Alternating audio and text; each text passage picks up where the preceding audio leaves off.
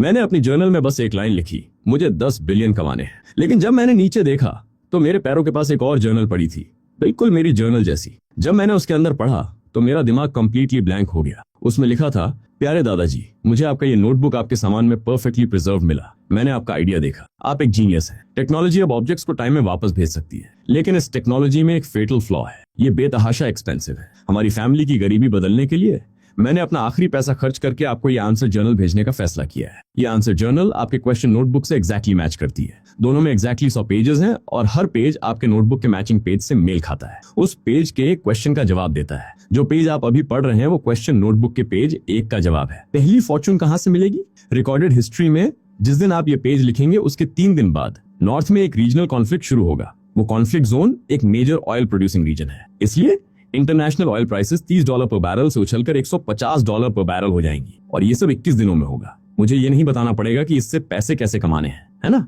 एक आखिरी बात, चाहे कुछ भी हो, इस जर्नल में आगे के पेजेस मत पलटना। पहले अपने नोटबुक में अपना क्वेश्चन खुद लिखो और उसके बाद ही आंसर जर्नल के मैचिंग पेज पर जाओ। अगर तुमने आगे स्किप किया तो उसके बाद के हर पेज परमानेंटली ब्लैंक हो जाएंगे और तुम्हें कभी कोई जवाब नहीं मिलेगा। ये याद रखना, ये याद रखना। मैं इन दोनों जर्नल्स को देखकर वहीं खड़ा रह गया। मेरा जाव लिटरली ड्रॉप हो गया। ये शॉक तो वर्ड से भी बियॉन्ड था। जो दिल में होता है वो इको बनकर वापस आता है। किसी ने एक्चुअली मेरी विश सुनी और फ्यूचर से जर्नल भेज दी। ये तो कंप्लीटली इंसेन है। मैंने अपना फोन निकाला और जल्दी से इंटरनेशनल न्यूज स्कैन की। दुनिया में पूरी तरह पीस थी। होराइजन पर वॉर का एक भी हिंट नहीं था, लेकिन international crude oil prices journal से एग्जैक्टली मैच कर रही थी। $30 पर बैरल।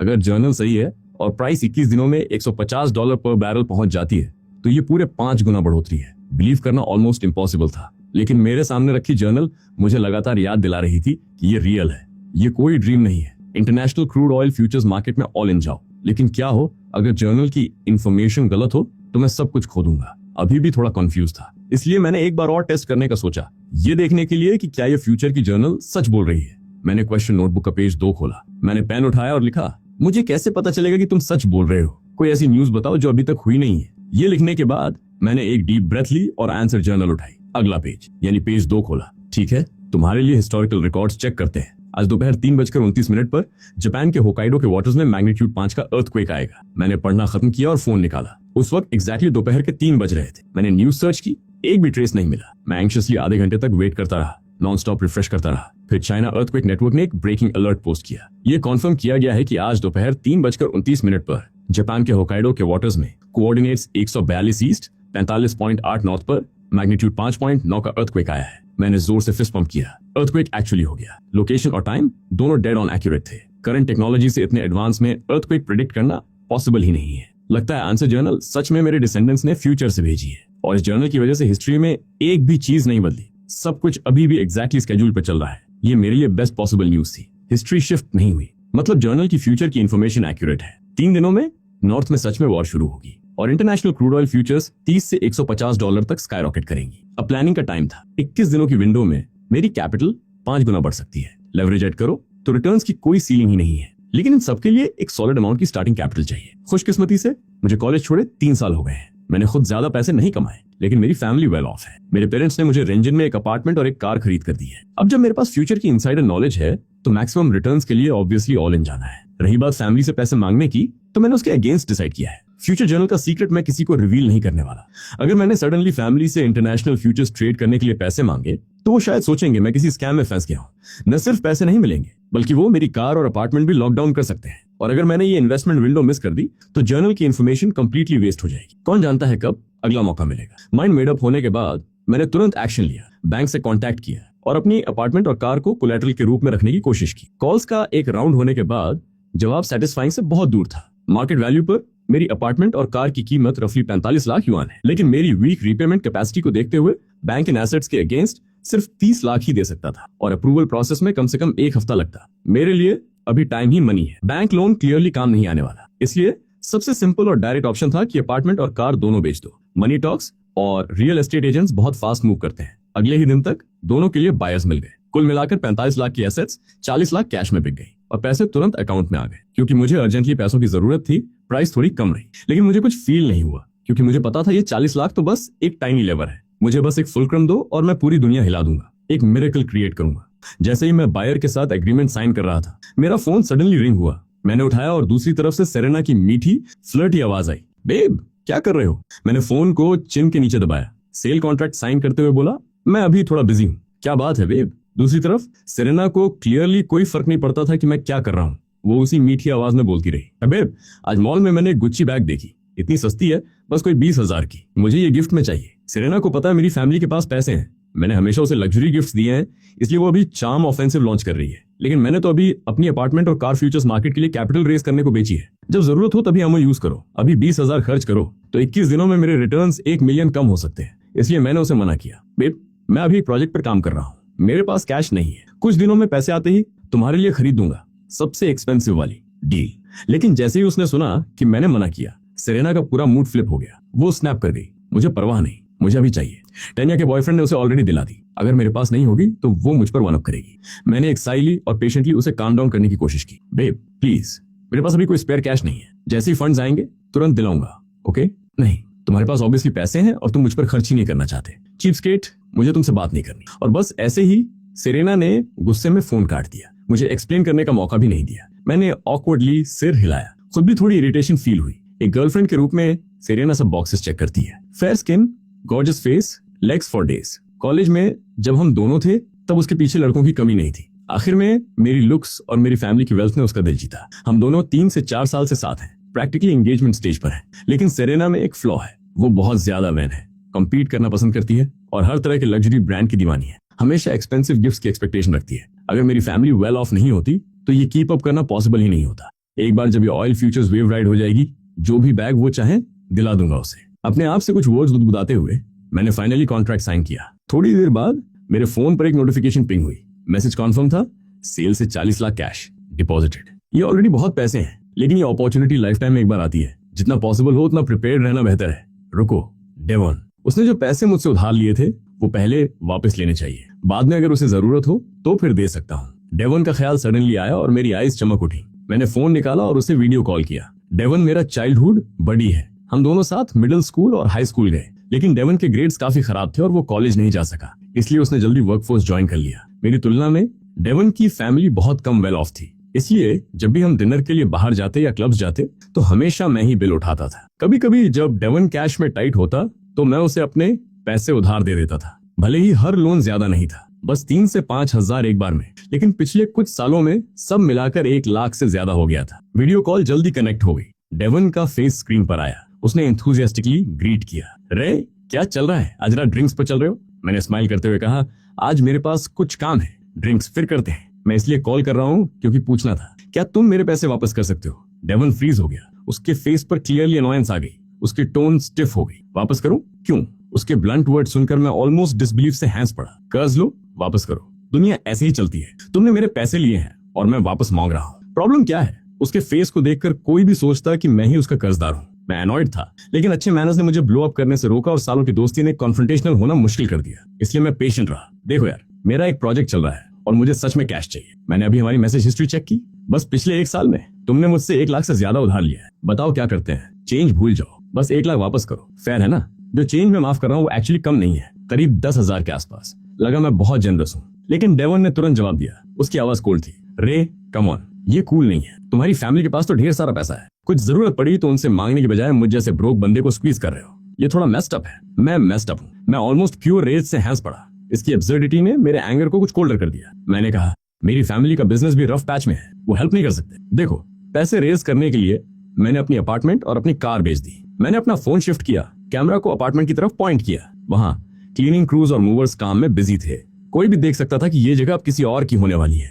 ये देखकर डेवन की आवाज सरप्राइज में कई पिचेस ऊपर चली गई। तुमने एक्चुअली अपनी अपार्टमेंट और कार भी बेच दी। जब मैं बाहर गर्ल से मिलने जाऊंगा तो क्या ड्राइव करूंगा? जैसे उसे खुद एहसास हो गया कि ये कितना रिडिकुलस लग रहा है। डेवन रुका और उसके फेस पर बैरली कंसील्ड खुशी आ गई। रे, क्या तुम बैंकरप्ट हो गए? मैंने कन्फर्म किया, न डिनाई किया। बस डेवन को स्क्रीन पर देखा और कहा, खुद देख सकते हो, मुझे डेस्परेटली पैसों की जरूरत है। क्या तुम अभी वो 1 लाख वापस कर सकते हो? लेकिन डेवन पहले से भी ज्यादा फर्म हो गया, तो उसने इम्पेशेंटली कहा, रे तुमने अपार्टमेंट बेच दी, ऑब्वियसली ब्रोक हो। मेरा 1 लाख तुम्हारी प्रॉब्लम्स के सामने कुछ भी नहीं है। वापस करने की बजाय इसे वेस्ट करने दो, क्यों ना मुझे रखने दो। एक गरीब को हेल्प करो। इतने सालों बाद हम तो बेसिकली ब्रदर्स हैं। देखो, बस करो, मांगना बंद करो। मैं डेफिनेटली वापस नहीं करूंगा, बाय। और बस क्लिक। डेवन ने क्लीन और कोल्ड तरीके से फोन काट दिया। मैं वहीं स्टंट खड़ा रह गया। कोई इतना शेमलेस कैसे हो सकता है? जो उधार लेता है वो इस तरह बिहेव करे जैसे वो मुझ पर फेवर कर रहा हो, और जो उधार देता है वो मिन्नतें करे। ये कैसी दुनिया है? अभी मुझे एंगर भी नहीं आ रहा था, बस सब कुछ अब्सर्ड लग रहा था, ऑलमोस्ट सरियल। मैंने कभी नहीं सोचा था कि डेवन के माइंड में इतने सालों की फ्रेंडशिप 1 लाख के सामने टिक नहीं पाएगी। मैं उसकी थिंकिंग प्रीटी मच रीड कर सकता था। अब जब मैं बैंकरप्ट हूँ तो मैं कभी वो नहीं रहूंगा जो डिनर्स और ड्रिंक्स के लिए पे करे, क्लब्स में गर्ल्स पिकअप करने जाए या उसे और पैसे उधार दे। एक ब्रोक वर्जन ऑफ मी उसके किसी काम का नहीं है। इसलिए डेवन के लिए मेरी सारी वैल्यू खत्म हो गई। इतनी क्लीनली मुझे कट ऑफ करना, ब्रिज भी जला देना, एक्चुअली उसकी लॉजिक में सेंस बनता है। आखिर इस दुनिया में किसी से उधार दिए पैसे वापस मिलना ऑलमोस्ट इम्पॉसिबल है, वरना इतने डेड बीट्स क्यों होते? और ऊपर से डेवन को दिए लगभग हर लोन का डिजिटल ट्रांसफर था, कोई रिटर्न आईओयू नहीं था। डेवन को ये नहीं पता कि मैं बिल्कुल बैंकरप्ट नहीं हूं। मैं अपने गेन्स मैक्सिमाइज करने के लिए जितनी हो सके उतनी कैपिटल रेज कर रहा हूं। 1 मंथ बाद जब मैं इस ऑयल फ्यूचर्स रन पर कैश आउट करूंगा तो डेवन के फेस का एक्सप्रेशन देखने लायक होगा। मेरा प्लान है कि उस वक्त पैसे न बचाऊं, बेस्ट लॉयर हायर करूं, डेवन को कोर्ट में घसीटूं और एक एक पैसा वापस लूं। अगर क्रूअल्टी का जवाब काइंडनेस से दो तो काइंडनेस का जवाब क्या होगा? काइंडनेस का जवाब काइंडनेस से, और क्रूअल्टी का जवाब जस्टिस से। डेवन के पैसे अभी तो वापस नहीं मिलने वाले। मेरी फिंगर फोन स्क्रीन पर स्क्रॉल हुई और एक और फ्रेंड की प्रोफाइल पिक्चर पर रुकी, ट्रेविस। डेवन की तरह ट्रेविस भी कई सालों का दोस्त है। उसने डेवन के 1 लाख जितना नहीं लिया, लेकिन टाइम के साथ वो भी 10,000 से ज्यादा हो गया है। मैंने सोचा पहले ट्रेविस के पैसे वापस ले लेता हूँ। आखिर ऑयल प्राइसेस पीक होने में अभी 1 मंथ बाकी है और मुझे बेसिक लिविंग एक्सपेंसेस के लिए कुछ कैश हाथ में चाहिए। लेकिन मुझे ये नहीं पता था कि ट्रेविस ने जैसे ही कॉल उठाई वो ऑफेंसिव पर आ गया। रे, सुना तुम बैंकरप्ट हो गए। मैं अंदर से चीख रहा था। ये सारी बैंकरप्सी की बात डेवन का गेस मात्र है और अभी कुछ ही मिनट्स हुए हैं, फिर भी ट्रेविस को पहले से पता है। ऑब्वियसली डेवन ओवर टाइम में काम कर रहा है, जिसे भी रीच कर सकता है उसे वर्ड स्प्रेड कर रहा है। गुड न्यूज घर पर रहती है, बैड न्यूज बहुत फास्ट ट्रैवल करती है। मैंने साई ली और कहा, डेवन ने तुम्हें ये बताया है ना? ये सच नहीं है, वो नॉनसेंस छोड़ो। मैं इसलिए कॉल कर रहा हूँ क्योंकि पूछना था, क्या तुम मुझसे लिए 10,000 से ज्यादा वापस कर सकते हो? मुझे अर्जेंटली चाहिए। दूसरी तरफ ट्रेविस ने आई न्यू इट टोन में जवाब दिया, रे, मेरा खुद इस मंथ का क्रेडिट कार्ड बिल नहीं भरा। मैं एक्चुअली तुम्हें कॉल करने ही वाला था कि हेल्प करो। कितना फनी है। मेरा दिल डूब गया। मुझे पता था ट्रेविस ने ऑलरेडी डिसाइड कर लिया था कि मैं बैंकरप्ट हूं और उस 10,000 को परमानेंटली राइट ऑफ करने का प्लान बना लिया था। बिना एक और वर्ड वेस्ट किए मैंने कॉल काट दी। दुनिया कोल्ड हो गई है और लॉयल्टी मर चुकी है। मैं साइलेंटली फ्यूम करता रहा। अगर मैंने कभी किसी को फिर से पैसे उधार दिए तो मैं फूल हूं। बस रुको, अभी मेरे पास तुम लोगों से डील करने की एनर्जी नहीं है। जैसे ही ऑयल फ्यूचर्स प्ले खत्म होगी तुम हर एक पैसा इंटरेस्ट के साथ वापस करोगे, ये जानते हुए कि और किसी को कॉल करना पॉइंटलेस होगा। मैंने ज्यादा कैपिटल गैदर करने का आइडिया छोड़ दिया। इसके बजाय जो मेरे पास ऑलरेडी था उससे ऑयल फ्यूचर्स ट्रेड करना स्टार्ट किया। मैंने ओवरसीज ट्रेडिंग ऐप खोला और क्रूड ऑयल फ्यूचर्स इंटरफेस में एंटर किया। चूंकि वॉर अभी शुरू नहीं हुई थी, दुनिया कंप्लीटली काम थी। क्रूड ऑयल प्राइसेस बिल्कुल स्टेडी थी, राइट अराउंड $30 पर बैरल हॉवर कर रही थी। डॉलर से डायरेक्टली टाइड एक बेंचमार्क कमोडिटी होने के नाते बिना किसी मेजर मार्केट इवेंट के क्रूड ऑलमोस्ट हिलती ही नहीं। मैंने एक डीप ब्रेथ ली और ऑल इन चला गया। अपने पूरे 40 लाख क्रूड ऑयल फ्यूचर्स में डाल दिए। ट्रेडिंग ऐप मैच्योर और एफिशिएंट था। मेरे फंड्स को करंट एक्सचेंज रेट पर कन्वर्ट किया। एक टाइनी स्प्रेड के साथ सब कुछ फ्यूचर्स प्लेटफॉर्म पर डिपॉजिट हो गया और एक रॉक सॉलिड इंफॉर्मेशन सोर्स के साथ बैकअप होने की वजह से मैंने अपना लेवरेज एक्सट्रीम लेवल पर 50 टाइम्स पर सेट किया। ये एक रेजर्स एज बेट था। अकाउंट में जरा सी भी स्विंग आई तो फोर्स लिक्विडेशन से सब वाइप आउट हो जाएगा। लेकिन एक बार वॉर शुरू होने पर क्रूड ऑयल प्राइसेस रॉकेट की तरह शूट अप करेंगी। सिर्फ वही कोई इतना हाई लेवरेज यूज करने की हिम्मत कर सकता था जिसके पास मेरे जैसी एब्सोल्यूट इनसाइडर इन्फॉर्मेशन हो, वरना गारंटीड रूइन है। 50 टाइम्स लेवरेज के बावजूद क्रूड ऑयल जैसी कमोडिटी के शेयर स्केल के सामने मेरी कैपिटल अभी भी टाइनी है। फ्यूचर्स मार्केट में एंटर करने के बाद इसने एक रिपल भी नहीं बनाई। प्राइसेस पहले जैसी फ्लैट रही। अब बस वेट करना था। वेट करना वॉर के शुरू होने का और क्रूड ऑयल के 21 दिनों में $150 पर बैरल पर पीक करने का। ये मेरा प्रिंसिपल 5 गुना प्लस 50 टाइम्स लेवरेज। 1 मंथ में मेरे 40 लाख 1 बिलियन हो जाएंगे। भले ही ये मैथ मैं 1000 बार रन कर चुका हूँ, ये नंबर अभी भी मेरा दिमाग घुमा देती है। अब सब कुछ सेट है, बस एक स्पार्क की जरूरत है। 21 दिन बाद हार्वेस्ट टाइम है। एक्साइटमेंट से हार्ट पाउंड करते हुए मैं कपड़ों में ही लेट गया, आंखें बंद की, क्वाइटली वॉर शुरू होने का वेट करने लगा। अगले दिन रात के 4 बजे एक ब्रेकिंग इंटरनेशनल न्यूज अलर्ट ने दुनिया की हर स्क्रीन फ्लड कर दी। बस 1 घंटे में इंटरनेशनल क्रूड ऑयल फ्यूचर्स $30 से उछलकर $39 पर बैरल पर आ गई। सिर्फ 30% स्पाइक और मेरे 40 लाख इस पहली छोटी वेव पर 50 टाइम्स लेवरेज के साथ राइड करते हुए ऑलरेडी 60 मिलियन कमा चुके थे। उन नंबर्स को देखकर मेरी ब्रीदिंग तेज हो गई। ये रियल मनी था। ज्यादातर लोग लाइफ टाइम में जितना कमाते हैं उससे ज्यादा वेल्थ, और मैंने 1 ही घंटे में कमा ली। ओवरनाइट रिच होना भी इसे डिस्क्राइब करने के लिए काफी नहीं था। अगर मैं अभी अपने फ्यूचर्स बेच दूं तो 60 मिलियन प्रॉफिट लेकर चला जाऊंगा, लेकिन मैं इतना स्टूपिड नहीं हूं। जर्नल ने ऑलरेडी बताया था कि ये रैली तो बस शुरुआत है। पूरे 21 दिन बाद जब क्रूड ऑयल अपने एब्सोल्यूट पीक पर पहुंचेगी तभी सच में बेचूंगा और कैश आउट करूंगा। अभी मुझे लग रहा था जैसे मैं एक मैसिव वेव पर राइड कर रहा हूं जो अभी और बिल्ड हो रही है, और जब तक मैं सही पोजीशन में हूं ये मुझे एफर्टलेसली उन हाइट्स पर ले जाएगी जो कोई और रीच नहीं कर सकता। वॉर की फ्लेम जैसे जैसे इंटेंस होती गई, क्रूड ऑयल फ्यूचर्स चढ़ती रही। जब तक इस रीजनल कॉन्फ्लिक्ट के रुकने के कोई साइंस नहीं दिखते रैली कंटिन्यू रहेगी। 39.6, 40.2, 40.7। इंक्रीज की रेट थोड़ी स्लो हुई लेकिन कर्व रॉक सॉलिड था, स्ट्रेट अप पॉइंटिंग। मेरे फ्यूचर्स होल्डिंग्स की वैल्यू टाइड के साथ बढ़ती रही और जो फॉर्चून में कैश आउट कर सकता था वो मिनट बाय मिनट बढ़ रही थी। नहीं रुको, मैं इतना वायर्ड नहीं रह सकता। अगर पैसे आने से पहले ही बॉडी ने जवाब दे दिया तो सारी मेहनत बेकार है। मैंने खुद को फ्यूचर्स ट्रेडिंग स्क्रीन बंद करने पर फोर्स किया, एक डीप ब्रेथ ली और अपनी रेसिंग हार्ट को स्लोली कंट्रोल में लाया। ये रैली 21 दिन चलने वाली है, मैं हर सेकंड इसे वॉच नहीं कर सकता। और अब जब पहले सर्ज ने मेरा अकाउंट फोर्स लिक्विडेशन के डेंजर जोन से बहुत ऊपर पुश कर दिया था, मैंने जर्नल पर अनकंडीशनली ट्रस्ट करने का डिसाइड किया। रियल टाइम में टिकर देखना बंद करो, बस पीरियडिकली चेक इन करो ताकि पता रहे चीजें कहाँ हैं। इतने नर्व्स वूंड टाइट होने के साथ टाइम फ्लाई हो गया, पता ही नहीं चला और ज्यादातर दिन निकल गया। अब दोपहर हो गई थी। अपार्टमेंट नए ओनर को हैंड ओवर करने का वक्त आ गया। बैग्स तो पहले से ही पैक थे। मैं एक बड़ा सूटकेस घसीटते हुए अपनी गर्लफ्रेंड सेरेना के दरवाजे पर पहुंचा। पेरेंट्स के घर वापस जाना ऑप्शन नहीं था। आखिर अपार्टमेंट और कार बेचने की बात उन्हें बताने का मेरा कोई प्लान नहीं था। इससे वो एंग्शियस और वरीड हो जाते और कॉम्प्लिकेशंस भी क्रिएट हो सकती थी। फ्यूचर की आंसर जर्नल को तो क्लियरली किसी को रिवील नहीं करना था, इसलिए प्लान था कि कुछ दिन सेरेना के यहाँ रहूं और 21 दिन बाद रिटर्न्स आने पर एक स्टैंडअलोन विला खरीदूं हम दोनों के फ्यूचर होम के लिए। मैंने दरवाजा नॉक किया। जब सेरेना ने मुझे एक जायंट सूटकेस के साथ वहां खड़ा देखा, उसे जरा भी सरप्राइज नहीं हुई, बल्कि उसके एक्सप्रेशन ने कहा मुझे पता था। उसे दूर में ब्लॉक करते हुए देखकर, जिसका जीरो इंटेंशन था मुझे अंदर आने देने का, मुझे ही पहले बोलना पड़ा, बेब कुछ दिन यहाँ रहने दो, 1 मंथ में चला जाऊंगा। लेकिन सेरेना का एक्सप्रेशन आइस हो गया। वो फर्मली डोरवे में प्लांटेड रही। कुछ दिन रहना, अपनी अपार्टमेंट क्यों नहीं जा रहे? रे सच बताओ, क्या तुम बैंकक्रप्ट हो गए? मैं ऑलमोस्ट एब्सर्डिटी से चोक हो गया। बैंकक्रप्ट? Are you serious? मैंने फ्यूचर्स ट्रेड फंड करने के लिए कार बेची। हर कोई कैसे सोच रहा है कि मैं बैंकक्रप्ट हूँ? ये डेवो नहीं होगा, वो जर्क। वो एक्चुअली सोचता है मैं ब्रोक हूँ। एक गिरे हुए ईगल को चिकन से भी कम रिस्पेक्ट मिलती है। वो ग्लीफुली इसे हर जगह स्प्रेड कर रहा है। अब तो मेरी खुद की गर्लफ्रेंड भी ये मान रही है। इनमें से किसी को नहीं पता कि इतने शॉर्ट टाइम में मेरे क्रूड ऑयल फ्यूचर्स ने ऑलरेडी 60 मिलियन या उससे ज्यादा कमा लिए हैं। बस सेरेना को बताना है और मिसअंडरस्टैंडिंग इंस्टेंटली डिसॉल्व हो जाएगी। मेरे फेस पर स्माइल आई जैसे मैंने एक्सप्लेन किया। डेवन ने तुम्हें बताया कि मैं बैंकक्रप्ट हूँ। वो बंदा लाइन क्रॉस कर रहा है। मेरा बस एक फ्यूचर्स प्रोजेक्ट चल रहा है। मैं पूरा फिनिश भी नहीं कर पाया था कि सेरेना ने मुझे कट ऑफ किया। मुझे झूठ मत बोलो। डेवन ने मुझे सब बताया। तुम बैंकक्रप्ट हो। तुमने हमारी अपार्टमेंट और हमारी कार बेच दी। कोई वंडर नहीं कि जब मैंने 20,000 की बैग मांगी तो तुमने नहीं दिलाई। इतनी बड़ी बात, तुम बैंकक्रप्ट हो गए और तुमने मुझे नहीं बताया। क्या तुम मुझे ट्रिक करके मैरी करने की कोशिश कर रहे थे ताकि मैं तुम्हारा डेट पे करूं? Dream on. सेरेना के वर्ड्स ने मेरी sense of reality completely shatter कर दी। एक्सक्यूज मी, कब से वो हमारी अपार्टमेंट हो गई? मेरे पेरेंट्स ने वो मेरे लिए खरीदी थी। हम मैरिड भी नहीं है। इसका उससे कोई लेना देना नहीं है और मैं उसे डेट पे करवाने के लिए ट्रिक करके मैरी करूं।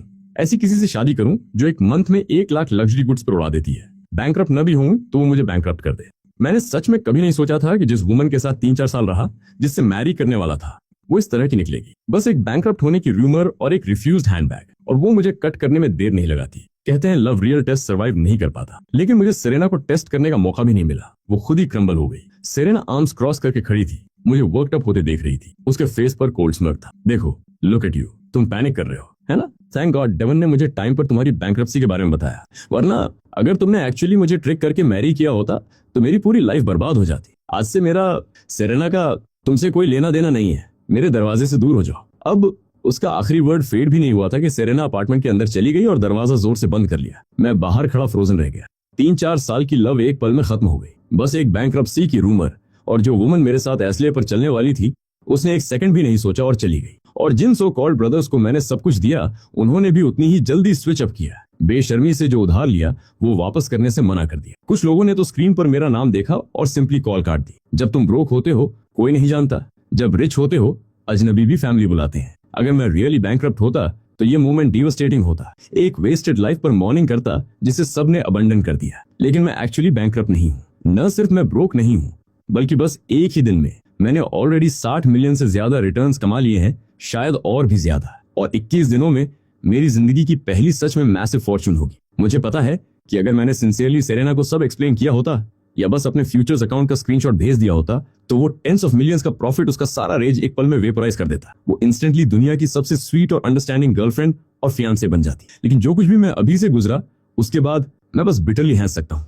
सेरेना को कुछ भी एक्सप्लेन करने की मेरी जीरो डिजायर है। ठीक है, फॉल्सली बैंकरप्ट लेबल होने का ये पूरा एक्सपीरियंस मुझे दिखा गया कि मेरे आसपास के लोग एक्चुअली कौन है। अंदर से कोई इमोशनल स्टॉर्म नहीं था, लेकिन सेरेना की अपार्टमेंट के नीचे खड़े होकर मैं मोमेंटरीली लॉस्ट फील कर रहा था। मेरा ओरिजिनल प्लान था कि अपार्टमेंट बेचूं, फिर कुछ देर सेरेना के यहाँ रहूं और ऑयल फ्यूचर्स के रिटर्न्स आने पर उसके साथ मिलकर एक विला खरीदूं हमारे न्यू होम के तौर पर। मैंने कभी नहीं सोचा था कि सेरेना मुझे स्ट्रीट पर फेंक देगी और सडनली मेरे पास जेन्युइनली कहीं जाने की जगह नहीं थी। फ्रेंड्स के यहाँ रहूं, डेवन जैसे मेरे सो कॉल्ड बेस्ट फ्रेंड्स सबने सुन लिया कि मैं बैंकरप्ट हूं और मुझसे कोई मतलब नहीं रखना चाहते। पेरेंट्स के घर जाऊं, अपार्टमेंट और कार सेल एक्सप्लेन करना एक हेडेक होगा और उन्हें वरी करने की कोई जरूरत नहीं है। ऑप्शंस वे करने के बाद एकमात्र चॉइस थी कि अभी के लिए होटल में चेक इन करूं। मैंने 40 लाख फ्यूचर्स मार्केट में डाले, लेकिन अभी भी थोड़ी सेविंग्स इमरजेंसीज के लिए है। कम से कम स्ट्रीट पर तो नहीं सोऊंगा। जैसे ही मैं होटल के लिए राइड लेने वाला था, मेरा फोन रिंग हुआ। मैंने कॉलर का नाम देखा और फ्रीज हो गया। एलिस, वो मेरी कॉलेज क्लासमेट थी, 4 साल की, क्वाइट और रिजर्व्ड, हमेशा थिक ब्लैक फ्रेम्ड ग्लासेस पहने रहती थी। हमने कॉलेज में बैरली इंटरेक्ट किया था। एलिस अभी मुझे क्यों कॉल कर रही है? कंफ्यूज्ड लेकिन क्यूरियस होते हुए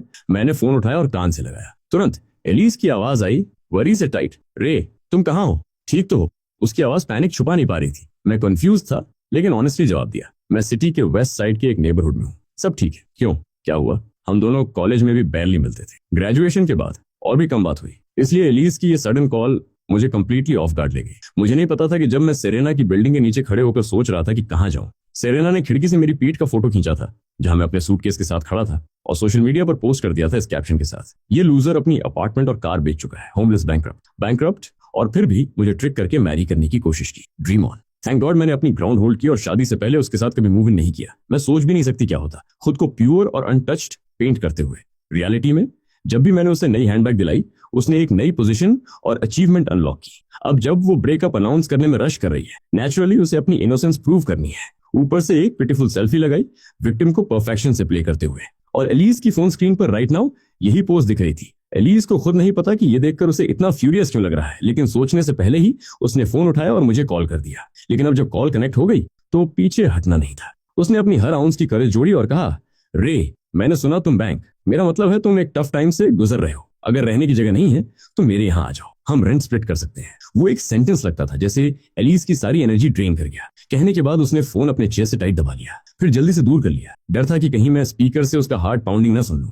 मैं एक मोमेंट के लिए कॉट ऑफ गार्ड हुआ, फिर क्लिक हुआ। एलिस ने जरूर बैंक्रप्सी की रूमर सुनी होगी। उसे शायद ये भी पता होगा कि सेरेना ने मुझे बाहर निकाल दिया। वो वरीड है कि मेरे पास कहीं जाने की जगह नहीं है। शायद ये भी वरीड है कि मैं कुछ ड्रास्टिक ना कर लूं, इसलिए उसने कॉल करके रहने की जगह ऑफर की। कौन सोचता था कि वो थिक ग्लासेस वाली प्लेन जेन एक्चुअली इतना केयर करती है। मेरे लिप्स पर एक स्मॉल स्माइल आ गई। मैं एक्चुअली बैंकरप्ट नहीं हूं और डेफिनेटली कुछ रैश करने की सोच भी नहीं रहा, लेकिन ये अनएक्सपेक्टेड वार्मथ फिर भी दिल में जा लगी। मैंने माइंड बना लिया, ठीक है एलिस, मेरे पास एक्चुअली अभी कहीं जाने की जगह नहीं है, कुछ दिन तुम्हारे यहाँ रह लेता हूँ। मेरा स्ट्रेट फॉरवर्ड जवाब पाकर एलिस के मुंह से एक छोटी सी ओ निकली, स्टार्टल्ड और थ्रिल्ड के बीच की। वो जल्दी से बोली, मैं किरण टावर में हूँ, बिल्डिंग सी, यूनिट 3, 101। डिटेल्स टेक्स्ट करती हूँ, कॉम्प्लेक्स पर पहुंचो तो कॉल करना, मैं नीचे आ जाऊंगी। मैंने स्माइल करते हुए फोन रखा, सिर हिलाते हुए। कौन गेस करता, जिन ब्रदर्स पर ट्रस्ट किया और जिस वुमन से प्यार किया, सब अनरिलायबल निकले। और बैली टच में रहने वाली फ्रेंड तब शो अप करती है जब मैटर करता है। फिर भी मैंने क्वाइटली खुद को रिमाइंड किया, अकेले रहने वाले गाय को खुद की प्रोटेक्ट करनी होती है। मैंने कैब ली और स्ट्रेट किरण टावर की तरफ चला गया। किरण टावर रंगचांग के एब्सोल्यूट हार्ट में है। Top tier school district, top tier surroundings और obviously premium real estate prices. जो अपार्टमेंट मैंने अभी बेची उससे कहीं ज्यादा एक्सपेंसिव। मुझे कभी नहीं लगा था कि अनअस्यूमिंग एलिस इतने अपस्केल कॉम्प्लेक्स में रहती है। टैक्सी एंट्रेंस पर रुकी और गेट पर ही रोक दी गई। वूल ओवरकोट और व्हाइट ग्लव्स पहने एक सिक्योरिटी गार्ड आया, सैल्यूट किया और पॉलिटली बोला, गुड आफ्टरनून सर, लगता है आप यहाँ के रेजिडेंट नहीं है। मैं कैसे हेल्प कर सकता हूँ? मैं एक फ्रेंड से मिलने आया हूँ, कुछ देर यहाँ रहूंगा। वो बिल्डिंग सी में है, यूनिट 3, 101, लास्ट नेम लिन है। गार्ड ने नोट किया और गार्ड हाउस से कॉल करके कंफर्म करने के बाद फोन में बोला, मिस एलिस, आपको खुद नीचे आने की जरूरत नहीं है। हमारी प्रॉपर्टी टीम आपके फ्रेंड्स को सेफली आपके दरवाजे तक एस्कॉर्ट करेगी, प्लीज चिंता मत करें। फिर गार्ड ने मेरा बड़ा सूटकेस उठाया, एक 6 व्हील्ड शटल कार्ट पर लोड किया और बोला, सर प्लीज बैठिए, मैं आपको डायरेक्टली मिस एलिस के दरवाजे तक ले जाऊंगा। मैंने नोट किया, कार्ट पर स्टेप किया और कॉम्प्लेक्स के अंदर राइड करने लगा। मैं इंप्रेस हुए बिना नहीं रह सका। इस लेवल की प्रॉपर्टी सर्विस किसी एयरपोर्ट के वीआईपी लाउंज को टक्कर देती है। सिर्फ सबसे एक्सक्लूसिव रेजिडेंसेस में ही ऐसा कुछ मिलता है और एलिस यहाँ रहती है। चाहे उसने खरीदी हो या रेंट पर ली हो, ये कोई ऑर्डिनरी पर्सन के लिए इजीली अफोर्ड करने वाली चीज नहीं है। एलिस के बारे में मेरी क्यूरियोसिटी और डीप हो गई। थोड़ी देर बाद प्रॉपर्टी स्टाफ के साथ एस्कॉर्ट होते हुए मैंने एलिस का दरवाजा नॉक किया। 2 नॉक्स ही हुई थी, दरवाजा खुल गया। ऑब्वियसली एलिस ठीक उसके पीछे वेट कर रही थी। रे आ गए। मैंने दरवाजे के पीछे से झांकता हुआ छोटा सा फेस देखा और फ्रीज हो गया। क्या ये एलिस है?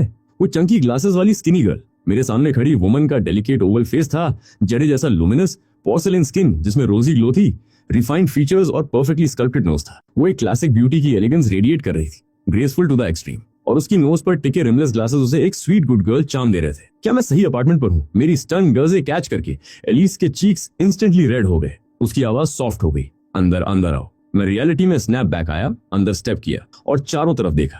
जगह एक लॉफ्ट स्टाइल 2 बेडरूम थी, सोअरिंग सीलिंग्स के साथ। एक डैज़लिंग क्रिस्टल चैंडलियर लटक रहा था और वेस्टर्न स्टाइल डेकोर थी जो रिफाइंड लग्जरी ऊज कर रही थी। लिविंग रूम के आगे एक massive floor to ceiling window से सिटी के फाइनेंशियल डिस्ट्रिक्ट का व्यू दिख रहा था। Absolutely breathtaking. दोनों तरफ 2 बेडरूम्स थे जिनमें से पिंक की झलक आ रही थी। Full on girly vibes, luxury with taste. 2 words में कहें तो एक्सपेंसिव। मैं टेकन अबैक हो गया। कौन सा लैंडलॉर्ड इतनी ब्यूटीफुली फर्निश्ड जगह रेंट पर देता है? मैंने पीछे एलिस की तरफ मुड़कर पूछा, एलिस क्या तुम ये प्लेस रेंट पर ले रही हो? एलिस ने मेरा क्वेश्चन आंसर नहीं किया, इसके बजाय बोली, रेंट की चिंता मत करो, अपने घर जैसा फील करो यहाँ। ओ बाय द वे, खाना खाया? क्या खाना है? मैं कुक कर देती हूँ। चूंकि एलिस एक्सप्लेन नहीं करना चाहती थी, मैंने छोड़ दिया। आखिर मैं तो बस टेम्पररी गेस्ट हूँ। मैंने जवाब दिया, तुमने भी नहीं खाया होगा, है ना? मैं ऑलरेडी तुम्हारे यहाँ क्रैश कर रहा हूँ, ऊपर से तुमसे कुक भी करवाऊं, ये तो ज्यादा हो जाएगा। मैं तुम्हारे लिए कुक करता हूँ। एलिस स्टन्ड हो गई, तुम कुक कर सकते हो? रियली? मैंने हाथ धोए प्राउड ग्रिन के साथ। मतलब क्या रियली? ऑफ कोर्स कर सकता हूँ। मेरा सीक्रेट वेपन देखो, world famous scrambled eggs with tomatoes. Kitchen में मैं जोर शोर से काम में लगा था। 6 फुट की हाइट पर चेस्ट पर बंधा black apron almost comically small लग रहा था। मेरे लॉन्ग आर्म्स काउंटर पर मूव कर रहे थे। लीन मसल्स स्मूथ एफर्टलेस लाइंस के साथ शिफ्ट हो रही थी। ब्रॉड शोल्डर्स से नैरो वेस्ट तक एक फ्रेम जो क्वाइट पावर रेडिएट करता था। अभी भी इतने हैंडसम है। दोनों हाथों पर चिन टिकाए। एलिस की आंखें ड्रीमी हो गई, जैसे उसने खुद से मर्मर किया। मैं कुकिंग में बिजी था और एग्जैक्टली नहीं सुन पाया। क्या कहा? एलिस का सिर रैटल ड्रम की तरह हिला। कुछ नहीं, बिल्कुल कुछ नहीं। कुकिंग पर फोकस करो, केयरफुल रहो। जैसे ही मैं स्टोव की तरफ वापस मुड़ा, एलिस ने क्वाइटली रिलीफ में एक्सेल किया। कॉलेज में मैं बास्केटबॉल टीम का स्टार था, कोर्ट पर स्मूथ एफर्टलेस मूव्स के साथ, एथलेटिक बिल्ड, हैंडसम फीचर्स और टॉप ग्रेड्स। मैं नेचुरली सेंटर ऑफ अटेंशन था। एलिस दूसरी तरफ थिक बैंग्स और हेवी ग्लासेस के पीछे छुपी रहती थी, बैकग्राउंड में ब्लेंड हो जाती थी। हालांकि सीक्रेटली वो मुझे एडोर करती थी, लेकिन कॉन्फेस करने की कभी हिम्मत नहीं जुटा पाई। जब सेरेना और मैंने कैंपस पावर कपल ने अपना रिलेशनशिप अनाउंस किया, एलिस का दिल काफी देर तक अच्छे करता रहा, लेकिन डीप डाउन वो साइलेंटली मेरी वेल बीइंग विश करती रही आज तक। जब एलिस ने सेरेना की सोशल मीडिया पोस्ट देखी, फ्यूरी और हार्टे का एक कॉम्प्लिकेटेड मिक्स उसमें फ्लड हो गया। मेरा ड्रीम गाय तुमने बाहर फेंक दिया। मेरा ड्रीम गाय फिर से सिंगल है। उन सालों में बिल्ड की हुई हर आउंस की करेज जोड़कर एलिस ने मेरा नंबर डायल किया और फिर ऑलमोस्ट जैसे फेट ने किया हो, हम दोनों एक ही रूफ के नीचे रहने लगे। और वो स्क्रैम्बल्ड एग्स विद टोमेटोज, हर बाइट स्वीट लगी। मुझे खाना स्कार्फ डाउन करते देखकर एलिस कुछ कहना चाहती थी, लेकिन हेजिटेट कर रही थी। उसके माइंड में मैंने एक कार और अपार्टमेंट बेची और बैंकरप्ट हो गया। मैं रॉक बॉटम पर हूँ। वो मुझे कंफर्ट करना चाहती है, बताना चाहती है कि ब्रोक होना दुनिया का अंत नहीं है, लेकिन वो डरती है कि कहीं मेरी प्राइड को ठेस न लगे। मैंने क्लियरली कॉन्फ्लिक्टेड एलिस को देखकर स्माइल किया और कहा, क्या सोच रही हो? कुछ कहना है? बैंकरप्ट होना इतना बैड नहीं है, यही बताने की कोशिश कर रही हो? क्योंकि मैंने खुद लाया। एलिस ने नोट किया और बोली, मैंने ऑनलाइन बहुत सारे लोग तुम्हारे बारे में पोस्ट कर रहे थे, कह रहे थे लाइफ अनप्रेडिक्टेबल होती है। तुम्हारी गर्लफ्रेंड ने भी कुछ पोस्ट किया, लेकिन मैं चाहती हूँ तुम ये जानो कि ब्रोक होना हार्ड है, लेकिन ये दुनिया का अंत नहीं है। जब तक तुम गिव अप नहीं करते, जब तक फाइटिंग स्पिरिट है, तुम फिर राइज करोगे।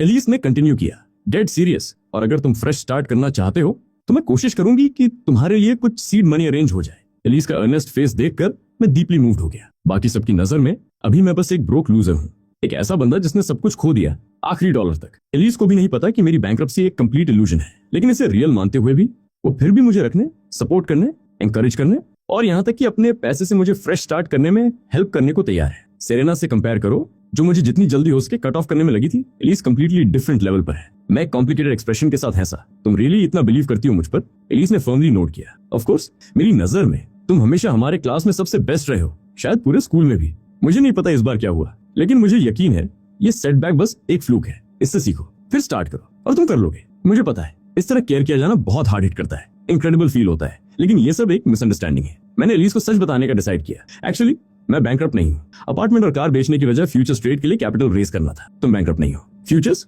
अब एलिस की शॉक्ड होने की बारी थी। तुम कह रहे हो सब कुछ बेच दिया बस पैसे रेज करने के लिए। कौन से फ्यूचर्स? मैंने ग्रिन करके जवाब दिया, इंटरनेशनल क्रूड ऑयल फ्यूचर्स। बस नॉर्थ में वॉर को राइड करके क्विक प्रॉफिट कमाना है। एलिस ने एक सेकंड भी डाउट नहीं किया।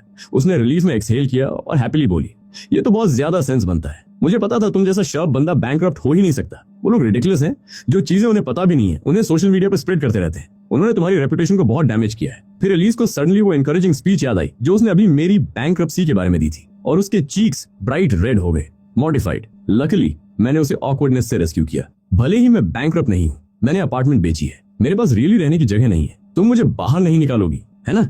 एलिस ने फ्रैंटिकली सिर हिलाया। उसकी पोनीटेल पीछे पपी की टेल की तरह स्विश हुई। ऑफ कोर्स नहीं, जितना चाहो रहो। जैसे ही वर्ड्स उसके मुंह से निकले, उसे रियलाइज हुआ कि ये कैसा लग रहा है। उसने क्विकली ऐड किया, रॉन्ग आइडिया मत लो, बस मुझे लगता है तुम्हारी कुकिंग रियली अच्छी है और मैं बिल्कुल कुक नहीं कर सकती। हम एक अच्छी टीम है। डिनर के बाद अनपैक करते वक्त मुझे ऑकवर्डली रियलाइज हुआ कि मैं कोई टॉयलेटरीज नहीं लाया था। मैंने उन्हें टॉस कर दिया था क्योंकि सिरेना के यहाँ ऑलरेडी एक फुल सेट था। मुझे कभी नहीं लगा था कि मुझे किक आउट किया जाएगा, लेट अलोन अपनी ओल्ड क्लासमेट एलिस के साथ अपार्टमेंट शेयर करनी पड़ेगी। अब नया सेट खरीदना था। जैसे ही मैं बाहर जाने वाला था, एलिस ने वॉलंटियर किया, रे मैं ले आती हूँ, तुम अभी कॉम्प्लेक्स से फैमिलियर नहीं हो, अगर वापस आते वक्त रास्ता भटक गए तो बस घर पे रेस्ट करो।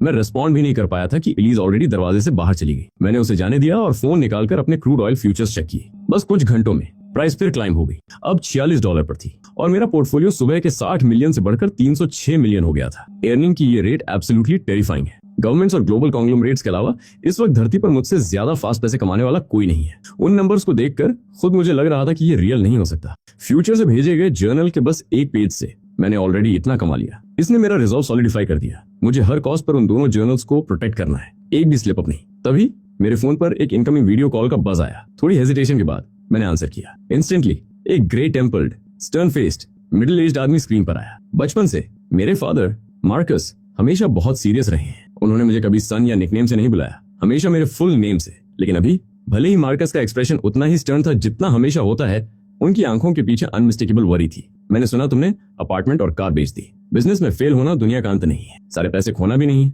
बस कुछ रैश मत करना। ऑब्वियसली बैंक्रप्सी की रूमर मेरे पेरेंट्स तक पहुंच चुकी थी। मार्कस के पहले वर्ड्स ये नहीं थे कि बिना परमिशन सब क्यों बेचा, बल्कि वो मुझे रिएश्योर कर रहे थे, बता रहे थे कि कुछ फूलिश मत करना। यही अनकंडीशनल लव होता है। कोई ब्लेम नहीं, कोई एक्यूजेशन नहीं, बस केयर और कंसर्न। टच्ड होते हुए मैंने नोट किया और कहा, डैड रिलैक्स करो, बैंक्रप्सी की बात बस एक रूमर है। मैंने अपार्टमेंट और कार बेची जरूर, लेकिन सिर्फ इसलिए कि एक प्रोजेक्ट के लिए कैपिटल चाहिए थी। ये ट्रेड होने के बाद सब एक्सप्लेन करूंगा। भले ही मेरे 40 लाख ऑलरेडी दर्जनों गुना बढ़ चुके थे। मैंने कॉल पर फ्यूचर्स ट्रेड का जिक्र नहीं किया। फाइनल पे आउट में अभी भी टाइम है। रियल पैसे हाथ में आने पर एक्सप्लेन करना बेटर होगा, वरना एम्प्टी वर्ड्स उनकी वरी और बढ़ा देंगे। अपने बेटे को अच्छे स्पिरिट्स में और एनर्जी से भरपूर देखकर मार्कस रिलैक्स हो गए। उन्होंने एक बार ग्रंट किया, कुछ और नहीं बोले और फोन अपनी वाइफ को दे दिया। बेटा, जब तक तुम ठीक हो बस यही मैटर करता है। मॉम बहुत वरीड थी। मैंने सुना सेरेना से ब्रेकअप हो गया। Good riddance. मुझे वैसे भी वो कभी पसंद नहीं थी। 2 दिन दो मुझे और तुम्हारे लिए कोई बेटर ढूंढूंगी, कोई जिसमें कर्व्स हो, अच्छी और हेल्दी बेबीज के लिए अच्छी। मेरी mother Diana completely different style की है। उन्होंने पूरी जिंदगी मुझे लव मिस मदर किया है। बस एक प्रॉब्लम है, उनका कंप्लीट लैक ऑफ फिल्टर, जो समटाइम्स बहुत ज्यादा हो जाता है। मैं बस हेल्पलेस ग्रिन के साथ सिर हिला सकता था। फिर डायना की नजर मुझसे आगे गई और मेरे पीछे के फैंसी डिकॉर पड़ी। उन्होंने क्यूरियसली पूछा, बेटा अभी कहाँ हो? मैंने जवाब दिया, अपार्टमेंट बेच दी और जाने की जगह नहीं थी, तो एक फ्रेंड के यहाँ हूँ अभी के लिए, रूममेट्स जैसे। डायना ने इमीडिएटली स्क्रॉल करना शुरू किया। कौन सा बच्चा अपनी अपार्टमेंट बेचता है और रहने की जगह नहीं रखता? क्या हमारा घर तुम्हारा घर नहीं है? वापस आ जाओ। वो फिनिश भी नहीं कर पाई थी कि फ्रंट डोर क्लिक करके खुला और एलिस शॉपिंग बैग्स लेकर अंदर आई, चीयरफुली बोलते हुए, रे लो तुम्हारे टॉयलेटरीज, देखो काम आते हैं कि नहीं।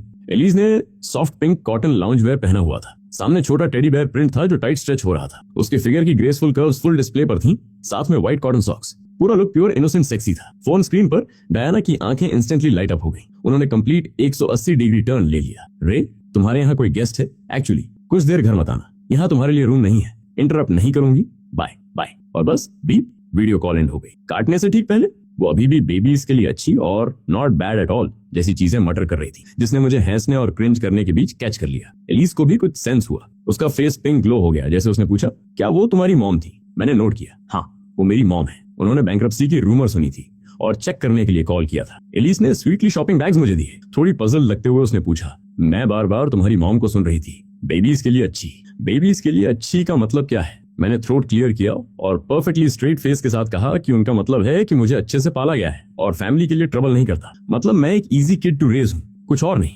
ओवरथिंक मत करो। रे मेरा शावर हो गया, तुम्हारी बारी है। एलिस अपने हेयर टॉवल ऑफ करते हुए बाथरूम से बाहर निकली, शायद इसलिए कि अभी शावर हुआ था। एलिस की स्किन स्मूथ और लुमिनस थी, आइवरी जैसी, एक हेल्दी रोजी ग्लो के साथ जो यूथ रेडिएट कर रही थी। और उस स्वीट इनोसेंट फेस के स्टार्क कॉन्ट्रास्ट में थी उसके पजामास के नीचे की एब्सोल्युटली जाव ड्रॉपिंग फिगर। उसके कॉटन पैजामा सब कुछ कवर कर रहे थे, लेकिन नीचे का शीयर वॉल्यूम फैब्रिक को टाइट स्ट्रेच करवा रहा था। एक इनोसेंट सेक्सी अल्यूर जिससे नजर हटाना मुश्किल था। ये कोई सेंस नहीं बनता, इतनी टाइनी वेस्ट ये सब कैसे सपोर्ट करती है। मैंने फोर्सबली अपनी नजर रीडायरेक्ट की, उन लैंडमार्क्स की तरफ देखने से रिफ्यूज करते हुए, थोड़ा हंचिंग करते हुए मैं समवॉट ऑकवर्डली बाथरूम की तरफ चला गया। रे, तुम इतने वेट क्यों चल रहे हो? ठीक हो? एलिस की बड़ी बड़ी आंखें जेन्युइन कंसर्न से भरी थी। मैं वहीं स्पॉट पर एम्बैरेसमेंट से ऑलमोस्ट मर गया। कुछ नहीं है, बस बहुत देर बैठा था। मैं बाथरूम में स्क्रैम्बल करके घुसा, दरवाजा बंद किया और लिंगरिंग स्टीम और एक गर्ल की फेंट सेंट में ब्रीथ लिया। मैंने डिसाइड किया कि कोल्ड शावर लेना जरूरी है। शावर के बाद हम दोनों अपने अपने रूम्स में चले गए। जिस गेस्ट बेडरूम में मैं था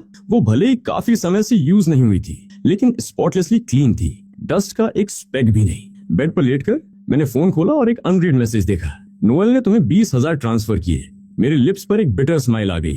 तो बैंक्रप्सी की रूमर उस तक भी पहुंच गई। नोएल डेवन की तरह मेरी चाइल्डहुड से फ्रेंड है, लेकिन गर्ल होने की वजह से बड़े होते होते नोएल ग्रेजुअली ग्रुप से ड्रिफ्ट हो गई। मैंने ट्रांसफर एक्सेप्ट नहीं किया, इसके बजाय मैंने एक क्वेश्चन मार्क के साथ रिप्लाई किया। ऑलमोस्ट इंस्टेंटली उसने अपने क्वेश्चन मार्क के साथ फायर बैक किया। थोड़ी स्टैंड ऑफ के बाद नोएल ने पहले साइलेंस ब्रेक किया। मेरे पास ज्यादा पैसे नहीं है, लेकिन जब तुम ट्रबल में हो तो मुझे स्टेप अप करना है। डरे मत करो मुझे लुक डाउन करने की। 20,000 यही सब है इस गर्ल के पास, एक पैसा भी ज्यादा नहीं। नोएल, डेवन ने तुम्हें बताया कि मैं बैंकरप्ट हूँ, है ना? ये सच नहीं है, बस जल्दी कैश चाहिए था। थोड़ी टाइट सिचुएशन है, अपार्टमेंट बेची, किसी का एक भी पैसा नहीं लेना है। जितना रूमर्स में है उससे बहुत बेटर हूँ। तुमने कहा टाइट है ना? तो ये पैसे लो, जब ईज होगी तब वापस कर देना। और वार्निंग दे रही हूँ, अगर एक्सेप्ट नहीं किया तो परमानेंटली डिलीट कर रही हूँ, वो वाली जो कभी रीड नहीं होती। नोएल को इतना स्टबर्नली इंसिस्ट करते देखकर मुझे रियलाइज हुआ कि वो मेरी स्टोरी बिलीव नहीं कर रही। आखिर मेरे चाइल्डहुड फ्रेंड्स में मैं हमेशा वेल ऑफ वाला था, जिसके पास सब कुछ था। अब मैंने अपनी कार और अपार्टमेंट बेच दी और मेरी फियांसे ने मुझे बाहर निकाल दिया। इस ड्रामेटिक फॉल फ्रॉम ग्रेस ने लोगों में बहुत गॉसिप क्रिएट की है और कुछ लोगों ने तो वाइल्ड स्टोरीज बनाना भी शुरू कर दिया। एक कह रहा है मैं ब्रिज के नीचे सोने की जगह के लिए होमलेस लोगों से फाइट कर रहा था और हाफ डेड पीट दिया गया। एक और क्लेम कर रहा है मैं एंचुन ब्रिज से कूद गया और रेस्क्यू टीम अभी भी नदी में सर्च कर रही है। और कोई कह रहा है मैंने होस्ट क्लब में एस्कॉर्ट की जॉब शुरू की है। Absolutely ridiculous. ये रूमर्स जितनी अनबिलीवेबल हैं, सबके सबकॉन्शियस में एक आइडिया प्लांट कर चुकी हैं। रे डेफिनेटली बैंकरप्ट है और ये सब होने के बाद भी नोएल फिर भी ये 20,000 भेजने पर इंसिस्ट कर रही है। वो फुली प्रिपेयर्ड है कि ये पैसे शायद कभी वापस न मिले। नोएल एक बैंक में काम करती है, लेकिन उसकी सैलरी ग्रेट नहीं है। उसे अपनी सिक मदर का भी ख्याल रखना है जो घर पर अकेले रहती है। बर्डन हैवी है। वो 20,000 शायद नोएल की मेहनत से जमा की गई हर पेनी है और उसने बिना ब्लिंक किए मुझे भेज दिए। रियल लॉयल्टी इस दुनिया में एग्जिस्ट करती है। क्योंकि नोएल नो नहीं सुनने वाली थी, मैंने एक्सेप्ट टैप किया। डिंग, 20,000 मेरे वॉलेट में आ गए। मैंने एक्सप्लेन करने में और एक भी ब्रेथ वेस्ट नहीं किया। अभी चाहे जितनी भी कोशिश करूं लोगों को बताने की कि मैं बैंकरप्ट नहीं हूं, वर्ड्स पावरलेस है। एक बार जब रिटर्न्स मेरे अकाउंट में आ जाएंगे सच खुद बोलेगा। और इन 20,000 के साथ मैंने नोएल की गुडविल भी एक्सेप्ट कर ली है। डेवॉन जैसे किसी से कंपेयर करे जो अपना डेट वापस करने से मना करता है और ऊपर से मेरा नाम खराब करने के लिए रूमर्स भी बनाता है, नोएल की काइंडनेस उससे बियॉन्ड प्रीशियस है। काइंडनेस का जवाब काइंडनेस से और क्रुएल्टी का जवाब जस्टिस से। डेवॉन और ट्रेविस जैसे लोग जो उधार लिया वो वापस नहीं करते और जब मैं डाउन हूं तो और किक करते हैं।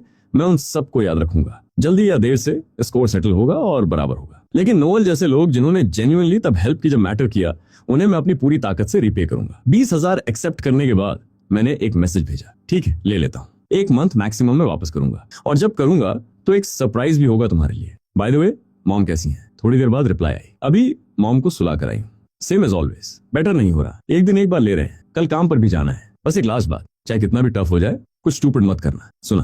माइंड में मैंने नोएल का वरीड फेस पिक्चर किया। मैंने सॉफ्टली स्माइल किया और रिप्लाई किया, वरी मत करो, नहीं करूंगा, जल्दी पता चल जाएगा तुम्हें कि सच क्या है। मैंने फोन रखा और एग्जॉशन की एक वेव मुझ पर क्रैश हो गई। जब से मेरे डिसेंडेंट्स का जर्नल आया था बस 3 ही दिन हुए, लेकिन मेरी पूरी लाइफ ऑलरेडी उलट पलट हो चुकी है। इमेंस मेंटल प्रेशर और कांस्टेंट एड्रेनलिन ने मुझे कंप्लीटली ड्रेन कर दिया। शीट्स पर लिंगरिंग फेंट सेंट में लिपटे हुए मैं एक डीप पीसफुल स्लीप में ड्रिफ्ट हो गया। जब आंखें खुली तो ब्राइट डेलाइट रूम में फ्लड हो रहा था। मैंने फोन उठाया और ऑलमोस्ट जंप हो गया। 11 बज गए थे। मुझे रियलाइज नहीं था कि इतना वाइप्ड आउट था, लेकिन कम से कम अब फुली रिचार्ज फील हो रहा था। फ्यूचर्स ट्रेड करना ऑलरेडी एक्सट्रीमली रिस्की है, ऊपर से 50 टाइम्स लेवरेज लेयर करो और जरा सी टर्बुलेंस फोर्स लिक्विडेशन ट्रिगर कर सकती है।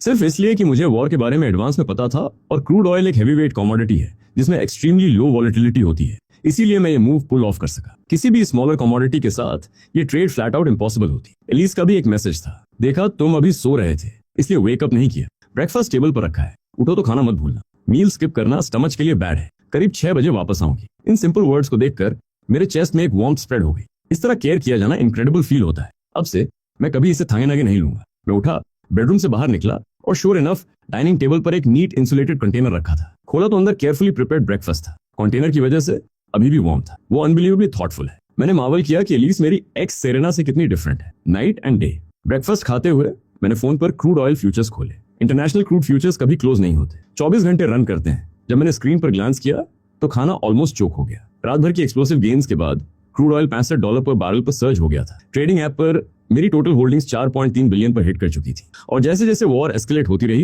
इंटरनेशनल क्रूड प्राइसेस चढ़ती रही। गेन्स उतने एक्सप्लोसिव नहीं थे जितने इनिशियल सर्ज में थे, लेकिन अपवर्ड कर्व रॉक सॉलिड और स्टेडी था। पूरे दिन मैंने एब्सोल्युटली कुछ नहीं किया सिवाय अपनी फ्यूचर्स होल्डिंग्स को ऊंचा और ऊंचा क्लाइम होते देखने के। इतनी एफर्टलेसली पैसे कमाना एब्सोल्युटली एक्सेलरेटिंग फील होता है। जर्नल की इनसाइडर नॉलेज के साथ मैं एक मंथ से भी कम में फाइनेंशियल फ्रीडम की तरफ अप्रोच कर रहा था। इससे मेरी जिज्ञासा और बढ़ गई कि आगे के पेजेस पर क्या होगा। फाइनली 6 बजे स्काई डिम होने लगा। फ्रंट डोर बीप किया और एलिस अंदर आई। पहले वाला soft cute lounge wear look gone था। इस बार एलिस ने एक शार्प नेवी ब्लू सूट पहना था। उसकी लॉन्ग लेग्स पर शेयर न्यूड स्टॉकिंग्स थी। गोल्ड रिम ग्लासेस के साथ पूरा पॉलिश्ड प्रोफेशनल लुक कंप्लीट हो रहा था। मुझे एलिस को देखते हुए कैच करके उसका फेस इंस्टेंटली रेड हो गया। रे, तुम मुझे इस तरह क्यों देख रहे हो? क्या मैं इसमें वियर्ड लग रही हूँ? ये कपड़े मॉम ने चूज किए हैं, उन्होंने कहा। ऑफिस में काम करना है तो वैसे ही ड्रेस करना होगा। मुझ पर बहुत ऑकवर्ड लग रहा है, मैं जाकर चेंज कर लेती हूँ। मैंने क्विकली से रिलाया। नहीं नहीं, तुम उस सूट में अमेजिंग लग रही हो। मैं इसलिए देख रहा था क्योंकि तुम इनक्रेडिबल लग रही हो। बस मेरी कॉम्प्लीमेंट सुनकर एलिस के लिप्स के कॉर्नर्स अपने आप कर्ल अप हो गए। उसकी आंखें एक स्पार्कलिंग ग्लो से लाइट अप हो गई और उनमें से फ्लैश हुआ चार्म मुझे डेड इन माय ट्रैक्स रोक गया। जो वॉरियर के लिए बिलीव करे उसके लिए वो लड़ता है, जो वुमन को एडोर करे उसके लिए वो शाइन करती है। एलिस एब्सोल्युटली ओवरजॉयड लग रही थी। उसने चेंज करने की कोई बात नहीं की। आज फ्रिज में कुछ नहीं है, चलो मेरी ट्रीट, बाहर चलते हैं बढ़िया डिनर के लिए। भले ही मैंने पहले कुक होने की बड़ाई की थी, सच ये है कि किचन में मेरी स्किल्स प्रिटी एवरेज है। कल रात का डिनर प्योर ब्लफिंग था, ये सुनकर कि कुक नहीं करना है। मैंने रिलीफ की साई ली। 1 मिनट दो, चेंज कर लेता हूँ। शायद इसलिए कि हम दोनों एक दूसरे के साथ ज्यादा कंफर्टेबल हो गए थे। नॉर्मली शाई एलिस ने एक्चुअली पहले स्पीकअप किया। चेंज करने की जरूरत नहीं, तुम ऐसे ही ग्रेट लग रहे हो। चलो। मैंने एक कैजुअल एथलेटिक लाउंज वेयर पहना था। मेरा टॉल लीन फ्रेम फुल डिस्प्ले पर था। बस डिनर ही तो है, इसलिए मैंने पुश नहीं किया। मैं एलिस के साथ दरवाजे से बाहर निकला। किरण टावर से निकलने वाले पाथ पर एक रिवीलिंग आउटफिट पहने हुई वुमन, उसका मेकअप थोड़ा ओवरडोन था, फोन पर बात करते हुए आगे चल रही थी। सेरेना, तुम ऑलरेडी वहां हो? एक सेकंड रुको। तुम जानती हो मैं अब किरण टावर में रहती हूँ। किरण पेविलियन लिटरली 5 मिनट वॉक है। मैं रियली ब्रैग नहीं कर रही, लेकिन मेरे न्यू बॉयफ्रेंड ने इंसिस्ट किया कि मैं उसके साथ मूव इन करूं। वो रुका ही नहीं जब तक मैंने हाँ नहीं कहा। क्या करे, है ना? हे, क्या तुमने अभी राइस से ब्रेकअप नहीं किया? मेरे बॉयफ्रेंड के फ्रेंड्स में से किसी को तुमसे मिलाऊं? कंस्ट्रक्शन में है वो लोग, लोडेड है। तुम्हारे एक्स से कहीं बेटर, ट्रस्ट करो मुझ पर। ये फ्लर्टी समवॉट फ्लैशी वुमन तन्या थी, मेरी एक्स गर्लफ्रेंड सेरेना की बेस्ट फ्रेंड।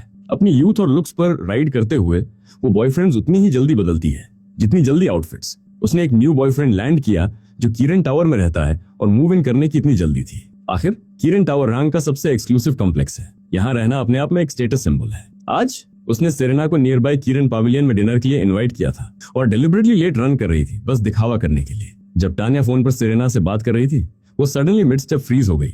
उसकी आंखें वाइड हो गई। फिर टानिया ने फोन में कहा, खुद को बिलीव करते हुए बैरली, हे सेरेना, गेस करो मैंने अभी किरण टावर में किसे देखा?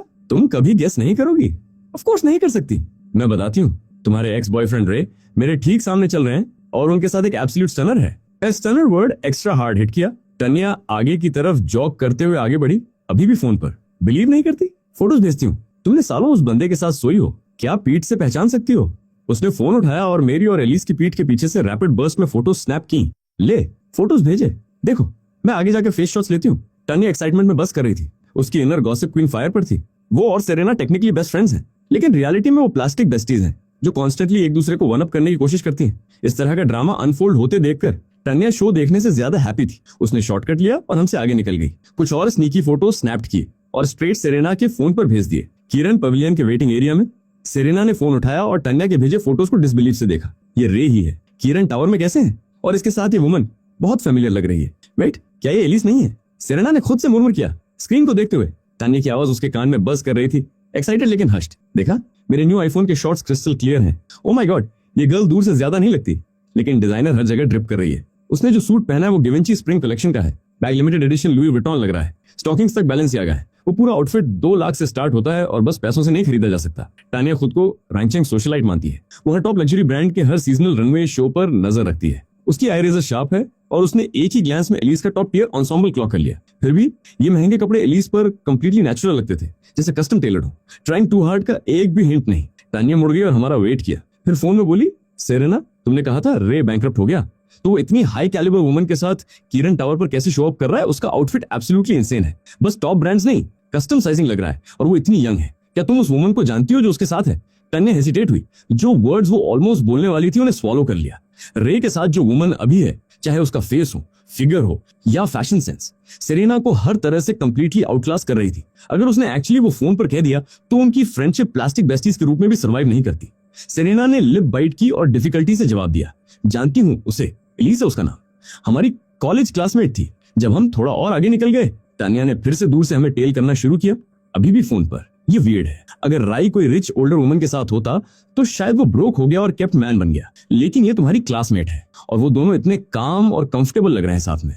ये एड अप नहीं होता। क्या हो सकता है कि राई एक्चुअली कभी बैंकरप्ट था ही नहीं? शायद उसने तुम्हें इस वुमन के साथ डंप करने का बस एक्सक्यूज चाहिए था। उसका ब्रेन कुछ प्रोसेस करने से पहले ही सेरेना ने स्नैप बैक किया, मैं वो थी जिसने उसे डंप किया।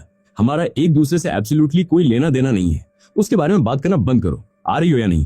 नहीं आ रही तो मैं जा रही हूँ। दूसरी तरफ तानिया क्लियरली बता सकती थी कि वो सेरेना को एज पर पुश करने वाली है, इसलिए उसने क्विकली कहा, आ रही हूँ, आ रही हूँ। इतनी जल्दी क्या है, ऑलमोस्ट पहुंच गई, वेट करो मेरे लिए। फोन रखने के बाद सेरेना ने टफ फ्रंट मेंटेन किया, लेकिन अंदर से उसका माइंड एक मेस था। कुछ दिन पहले ये कंक्लूजन कि मैं बैंकरप्ट हूँ, डेवन के बस कुछ वर्ड से ज्यादा कुछ नहीं था। मेरी अपार्टमेंट और कार बेचने का फैक्ट और मेरा उसकी महंगी हैंडबैग न दिलाना, वो टाइनी क्लूज उसके खुद के टेम्पर के साथ मिलकर सेरेना को सबकॉन्शियसली डेवन की हर बात फैक्ट मान लेने पर लीड कर गए। मैं रियली बैंकरप्ट था, सब बेच दिया, फ्लैट आउट ब्रोक, डेट में डूबा हुआ।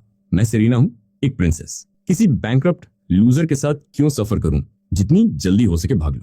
उस इंपल्स के मोमेंट में सेरेना ने मेरी एक भी वर्ड ऑफ एक्सप्लेनेशन नहीं सुनी। उसने स्पॉट पर ब्रेकअप चूज किया। उसके बाद आने वाले इंक्रीजिंगली वाइल्ड रूमर्स ने बस सेरेना को और कंग्रेचुलेट करवाया कि उसने कितना डिसाइसिवली एक्ट किया। लेकिन अभी तन्या के वर्ड्स उसके गट में ड्रेड की एक वेव भेज रहे थे। क्या राय एक्चुअली बैंकरप्ट नहीं था? क्या ये सब बस उसका मुझे टेस्ट करने का तरीका था और मैं फेल हो गई? नहीं, इम्पॉसिबल। मैंने ऑलरेडी उसे डंप किया, वो मेरे लिए कुछ नहीं है। सेरेना ने सिर हिलाया, इन थॉट्स को माइंड से फ्लिंग करने की कोशिश करते हुए, लेकिन वो काम भी नहीं हो पाई थी कि किरण पैविलियन के दूर से वॉक करने वाले 2 लोगों ने उसकी आंखें शॉक से वाइड कर दी। रे, किरण पैविलियन के एंट्रेंस पर एलिज और मैं एक वेटर के साथ गाइड होते हुए अंदर आ रहे थे। मेरी आवाज क्लियरली सुनाई दे रही थी, एलिज हम बस एक क्विक बाइट लेने आए हैं। इतना फैंसी रेस्टोरेंट क्यों चूज किया? जो एलिज मेरे साथ शाई स्वीट हार्ट की तरह एक्ट करती है, वो यहाँ सडनली परफेक्टली एट ईज लग रही थी। उसने स्माइल किया, हमारे कॉम्प्लेक्स के पास है और खाना ग्रेट है, मैं यहाँ हमेशा आती हूँ। इसके अलावा तुम लेटली बहुत एग्जॉस्टेड हो, मेरा दिल नहीं किया तुम्हें सुबह वेकअप करने का। तुम्हारे लिए यहाँ का बेस्ट स्टेक ऑर्डर करूंगी, रिचार्ज करना जरूरी है। ये एक्सचेंज सुनकर सेरेना के इमोशंस एक हरिकेन थे। फ्यूरी अंदर बर्न हो रही थी। भले ही हम ऑलरेडी ब्रेकअप कर चुके थे, सेरेना के माइंड में वो सबकॉन्शियसली मुझे अभी भी अपनी प्रॉपर्टी मानती है और कोई और उसकी चीज को टच करे ये उससे बर्दाश्त नहीं होता। मुझे एलिस के साथ इतनी intimately side by side walk करते और इतनी पर्सनल बातें करते देखकर सेरेना का खून सिर पर चढ़ गया। खुद को रोकने से पहले ही वो ब्लर्ट आउट हो गई, रे तुम यहाँ क्या कर रहे हो? किसी को अपना नाम लेते सुनकर मैंने आवाज फॉलो की और उसे वेटिंग एरिया में बैठे देखा। सेरेना ने क्लियरली आज रात अपने अपीयरेंस पर बहुत एफर्ट लगाई थी। जो वर्साचे आउटफिट उसने पहना था वो एक बार मेरा दिया हुआ गिफ्ट था, लेकिन मेरे बिसाइड खड़ी एलिस से कंपेयर करें तो सेरेना का फ्लैशी मेकअप थोड़ा ओवरडोन लग रहा था। लुक्स और फैशन सेंस दोनों में एलिस ने उसे आउटक्लास किया हुआ था। अगर सेरेना एक केयरफुली स्टाइल सोशलाइट है तो मेरे बिसाइड खड़ी एलिस एक प्रिंसेस थी जो ग्रेस में पैदा हुई हो। सेरेना को देखकर मेरे फीलिंग्स कॉम्प्लिकेटेड थे। 3 साल साथ रहे और उसने एक रिडिकुलस रूमर पर मुझे डंप कर दिया। ये कहना कि मुझे कुछ फील नहीं होता, ये झूठ होगा। अगर मैं रियली बैंकरप्ट हो गया होता तो ये मोमेंट अनबेरेबली ऑकवर्ड होता, शायद बिटर भी।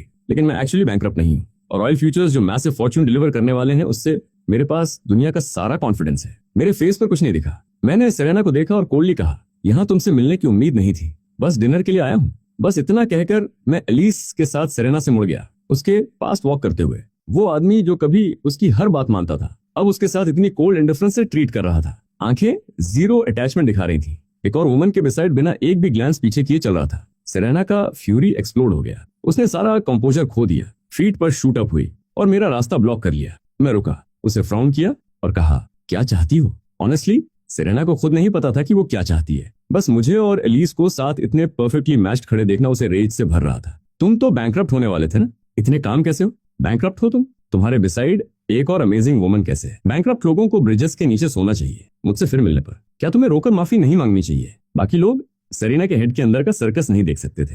वेटर कामली आगे आया, खुद को मेरे और सेरेना के बीच पोजीशन करते हुए, हम दोनों को सेपरेट करते हुए और पॉलिटली पूछा, मिस क्या मैं आपकी कुछ हेल्प कर सकता हूँ? अगर नहीं तो मुझे अपने गेस्ट को उनकी टेबल पर स्पॉट करना है। रेस्टोरेंट बहुत क्वाइट है, रेज वॉइसेस का अचानक बर्स्ट तुरंत नियर बाय डाइनर्स का अटेंशन ड्रॉ कर गया। सब गर्दन उठाकर देखने लगे। इतनी सारी स्टेयर्स से पिनड होकर सेरेना पीछे नहीं हट सकती थी, लेकिन स्लिंक अवे भी नहीं करना चाहती थी। उसने मुझ पर गेज फिक्स की और वेटर से कहा, क्या किरण पवेलियन रैंच का सबसे अपस्केल रेस्टोरेंट नहीं है? क्या इसमें ड्रेस कोड नहीं है? इस तरह ड्रेस्ड किसी को मेरे साथ रेस्टोरेंट में खाने दे रहे हो? क्या ये पूरा एक्सपीरियंस डाउन नहीं करता? क्योंकि मैं जल्दी में निकला था और सोचा था कैजुअल मील है। मैंने सिंपल लाउंज वेयर पहना था, पैरों में flip flops, look extremely casual था। सेरेना ने मेरा आउटफिट स्पॉट किया और मुझे एम्बैरस करने का मौका देखा। उम्मीद थी कि उसके अंदर बॉयल होती इरेशनल फ्रस्ट्रेशन वेंट हो जाएगी, लेकिन सेरेना की कंप्लेंट सुनकर मेरे सामने खड़े वेटर ने पॉलिटली स्माइल किया और कहा, किरण, पवेलियन का फिलॉसफी अपने गेस्ट की सर्व करना है। Customer is king. जब तक गेस्ट की अटायर बेसिक डिसेंसी वायोलेट नहीं करती, सबका किरण पवेलियन में स्वागत है। फिर वेटर ने पॉज किया,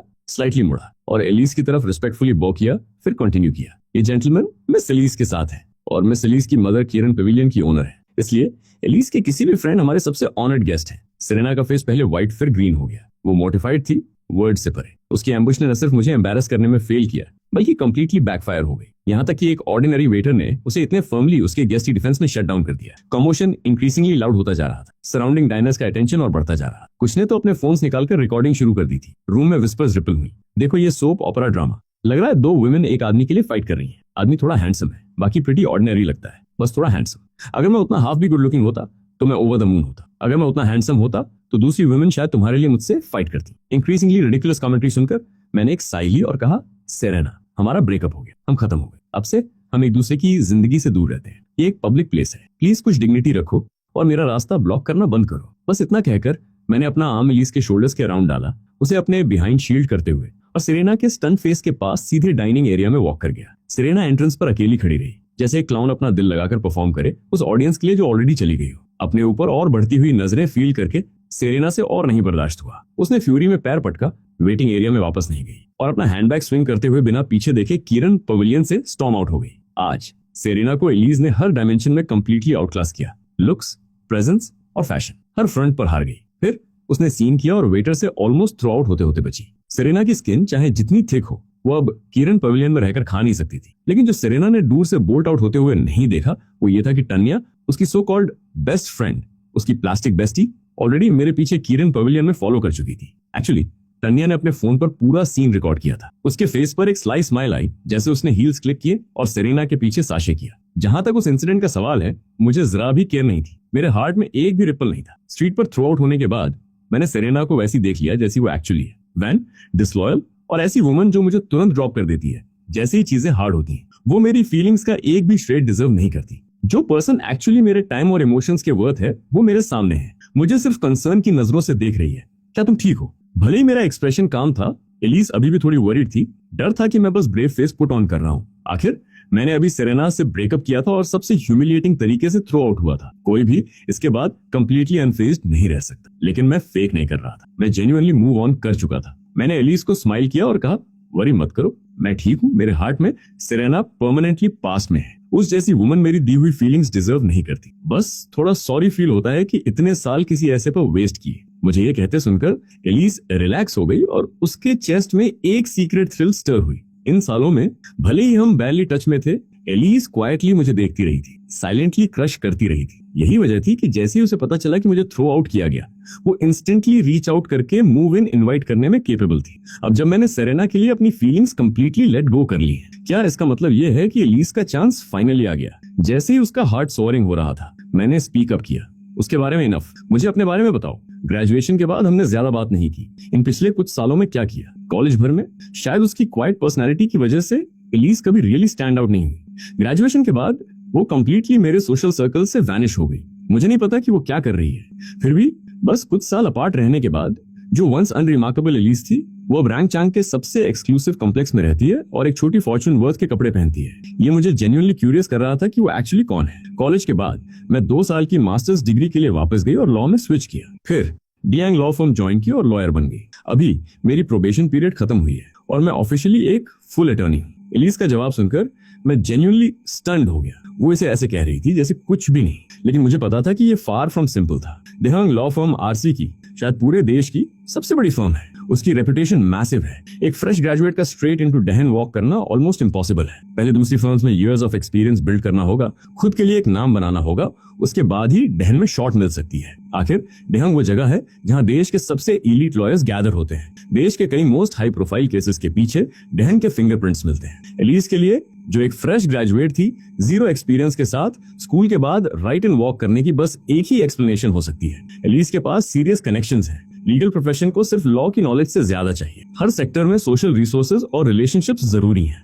डेहंग ने एलिस की बैकग्राउंड की पावर को रिकॉग्नाइज किया और उसे स्पॉट पर रिक्रूट किया, लेकिन एलिस ने ये एलैबोरेट नहीं किया कि वो कैसे अंदर गई। इसके बजाय उसने मेरी तरफ मुड़कर पूछा, तुम्हारे बारे में क्या? ये प्रोजेक्ट एग्जैक्टली क्या है जिसके लिए तुमने कैपिटल रेज करने के लिए अपार्टमेंट और कार बेची और सबने कह दिया कि तुम बैंकरप्ट हो? खाना आ गया था, मैं हंग्री था, इसलिए मैं खाते हुए बात करने लगा। मैंने सब कुछ इसलिए बेचा क्योंकि इंटरनेशनल फ्यूचर्स में एक प्ले करनी थी। तुम जानती हो, फ्यूचर्स ट्रेडिंग में सीरियस कैपिटल चाहिए, वरना बड़े प्लेयर्स तुम्हें फ्लीज कर देते हैं। मेरा जवाब सुनकर एलिस के फेस पर सरप्राइज फ्लैश हुई। क्या तुमने अपार्टमेंट और कार बेची और सारा पैसा फ्यूचर्स मार्केट में डाल दिया? फ्यूचर्स में ऑल इन, ये इंसेनली रिस्की है। एलिस को फ्यूचर्स के बारे में थोड़ा पता था। डोमेस्टिक स्टॉक मार्केट से कंपेयर करें तो इंटरनेशनल फ्यूचर्स कहीं ज्यादा वॉलेटाइल हैं, पोटेंशियल रिटर्न्स हायर हैं, लेकिन रिस्क और रिवॉर्ड हमेशा साथ साथ चलते हैं। जितना बड़ा रिवॉर्ड उतना बड़ा रिस्क। एक गलत मूव और सब कुछ खो जाता है, पूरी फॉर्च्यून वाइप आउट, बिना ट्रेस के गॉन।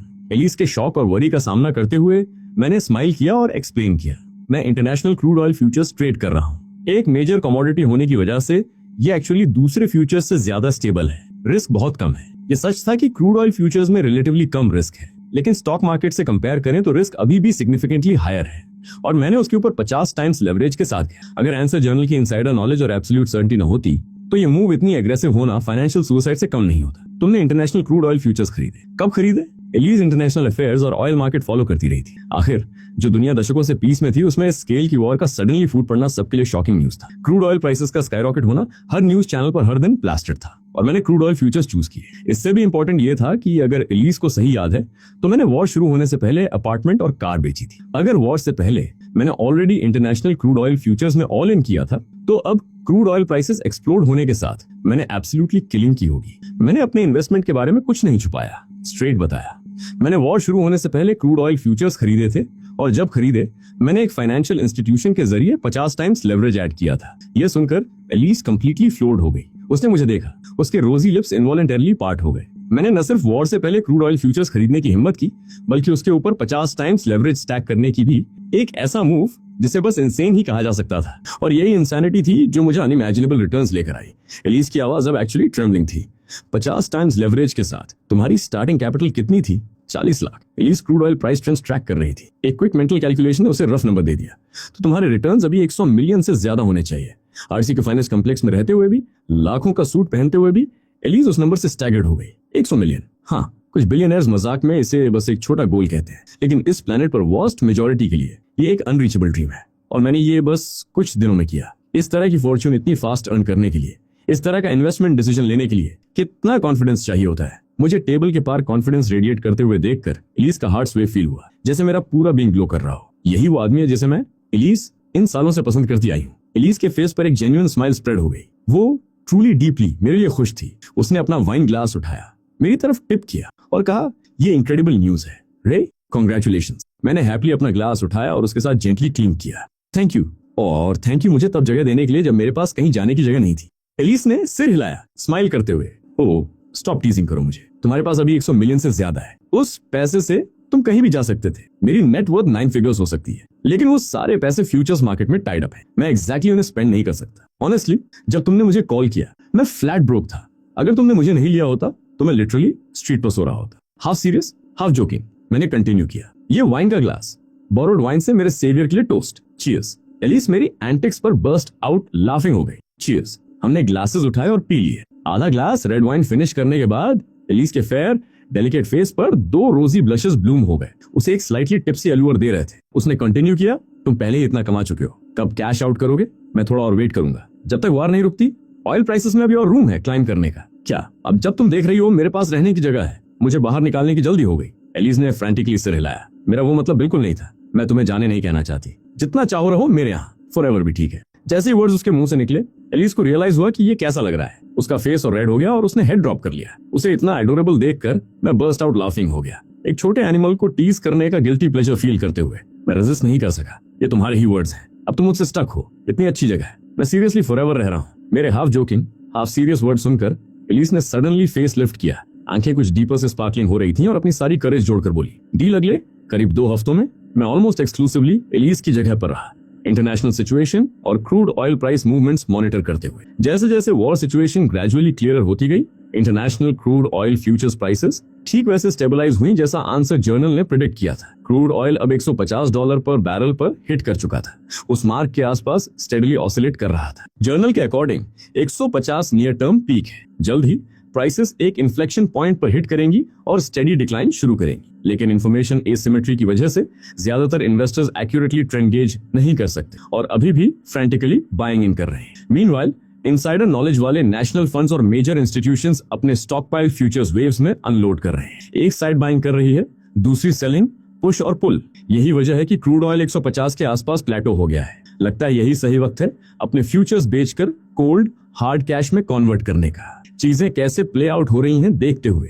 मैंने इमीडिएटली डिसाइड किया कि अपने अकाउंट के हर last barrel of crude oil futures को लिक्विडेट करूं और सब बेच दूं। पर्सनल स्टैंड पॉइंट से मेरी फ्यूचर्स होल्डिंग्स मैसिव थी और उन्हें कैश में कन्वर्ट करना एक स्टैगरिंग फॉर्च्यून होती। लेकिन क्रूड ऑयल फ्यूचर्स इतने इनॉर्मस मार्केट हैं कि जब मैंने अपना सब कुछ एक ही बार में एक्सचेंज पर डंप किया तो इसने बैरली एक रिपल बनाई। मार्केट ने इसे होल्स फॉलो कर लिया। हर लास्ट कॉन्ट्रैक्ट सेल होने के साथ मेरी फ्यूचर्स होल्डिंग 0 पर ड्रॉप हो गई और मेरे अकाउंट बैलेंस में अब लिखा था 1 बिलियन और 20 मिलियन। एक मंथ से भी कम में मेरी एसेट्स उस 40 लाख से जो मैंने अपार्टमेंट और कार बेचकर स्क्रैप किए थे 1 बिलियन से ज्यादा हो गई। भले ही एक्चुअली कैश आउट करने से पहले मैं अपने पोटेंशियल रिटर्न्स 1000 बार कैलकुलेट कर चुका था। जिस मोमेंट ये पैसे ट्रूली एक्चुअली मेरे अकाउंट में बैठे थे मैं बियॉन्ड एक्सटैटिक था। मेरी रेसिंग हार्ट सेटल होने में काफी टाइम लगा। अभी मैं बस इस मैसिव विंडफॉल की थ्रिल सेवर नहीं कर रहा था, मैं उस शेयर पावर पर भी मार्वल कर रहा था जो मेरे डिसेंडेंट्स ने फ्यूचर से भेजे आंसर जर्नल में थी। बस एक सिंगल पेज ने मुझे 1 बिलियन बना दिया। इससे मेरी क्यूरियोसिटी और बढ़ गई कि बाकी पेजेस क्या सरप्राइजेस लेकर आएंगे। अब उसी राउट को फॉलो करते हुए जिससे पहले फंड्स बाहर मूव किए थे और एक साइजेबल प्रोसेसिंग फी पे करने के बाद मैंने ये इनॉर्मस सम अपने पर्सनल अकाउंट में ट्रांसफर कर दिया। अपने फोन की नोटिफिकेशन में डिजिट्स की वो लंबी स्ट्रिंग देखकर मेरा हार्ट फाइनली ट्रूली सेटल हो गया। डस्ट फाइनली सेटल हो गई। अब रिवॉर्ड्स एंजॉय करने का टाइम है। मेरी पुरानी अपार्टमेंट अभी वापस नहीं खरीदी जा सकती और वैसे मेरा कोई इंटेंशन भी नहीं है उसे वापस लेने का। 1 बिलियन के साथ अगर जगह खरीद रहा हूँ तो मैंशन होनी चाहिए। कीरन टावर एक्चुअली क्वे नाइस है, कम से कम 300 स्क्वायर मीटर का पेंट हाउस फ्लैट और कार न होना इनकन्वीनियंट है। पुरानी 1 लाख युआन की कम्यूटर कार अब काम नहीं आएगी। अगर कार खरीद रहा हूँ तो मिलियन युआन लग्जरी टियर से स्टार्ट होगी। फाइन कार्स हर आदमी का इटर्नल परसूट है। जब लग्जरी कार्स का जिक्र हो तो ज्यादातर लोग इमीडिएटली लैम्बोर्गिनी, पागानी, फरारी और दूसरे टॉप टियर सुपरकार्स के बारे में सोचते हैं। ये मशीन्स एक फॉर्च्यून कॉस्ट करती हैं, इजीली कई मिलियन ईच। जैसी रोड पर एक अपीयर होती है हर हेड मुड़ जाता है। स्ट्रीट पर हेड स्टन करने का अल्टीमेट टूल। लेकिन एवरीडे लाइफ में रोड पर इन सुपरकार्स में से एक स्पॉट करना एक्सट्रीमली रेयर है। एक तरफ ये top tier sports cars ordinary लोगों के अफोर्ड करने के लिए सिंपली बहुत एक्सपेंसिव है। दूसरी तरफ सुपरकार ग्राउंड क्लियरेंस एब्सर्डली लो है, परफेक्ट रोड कंडीशंस डिमांड करती है।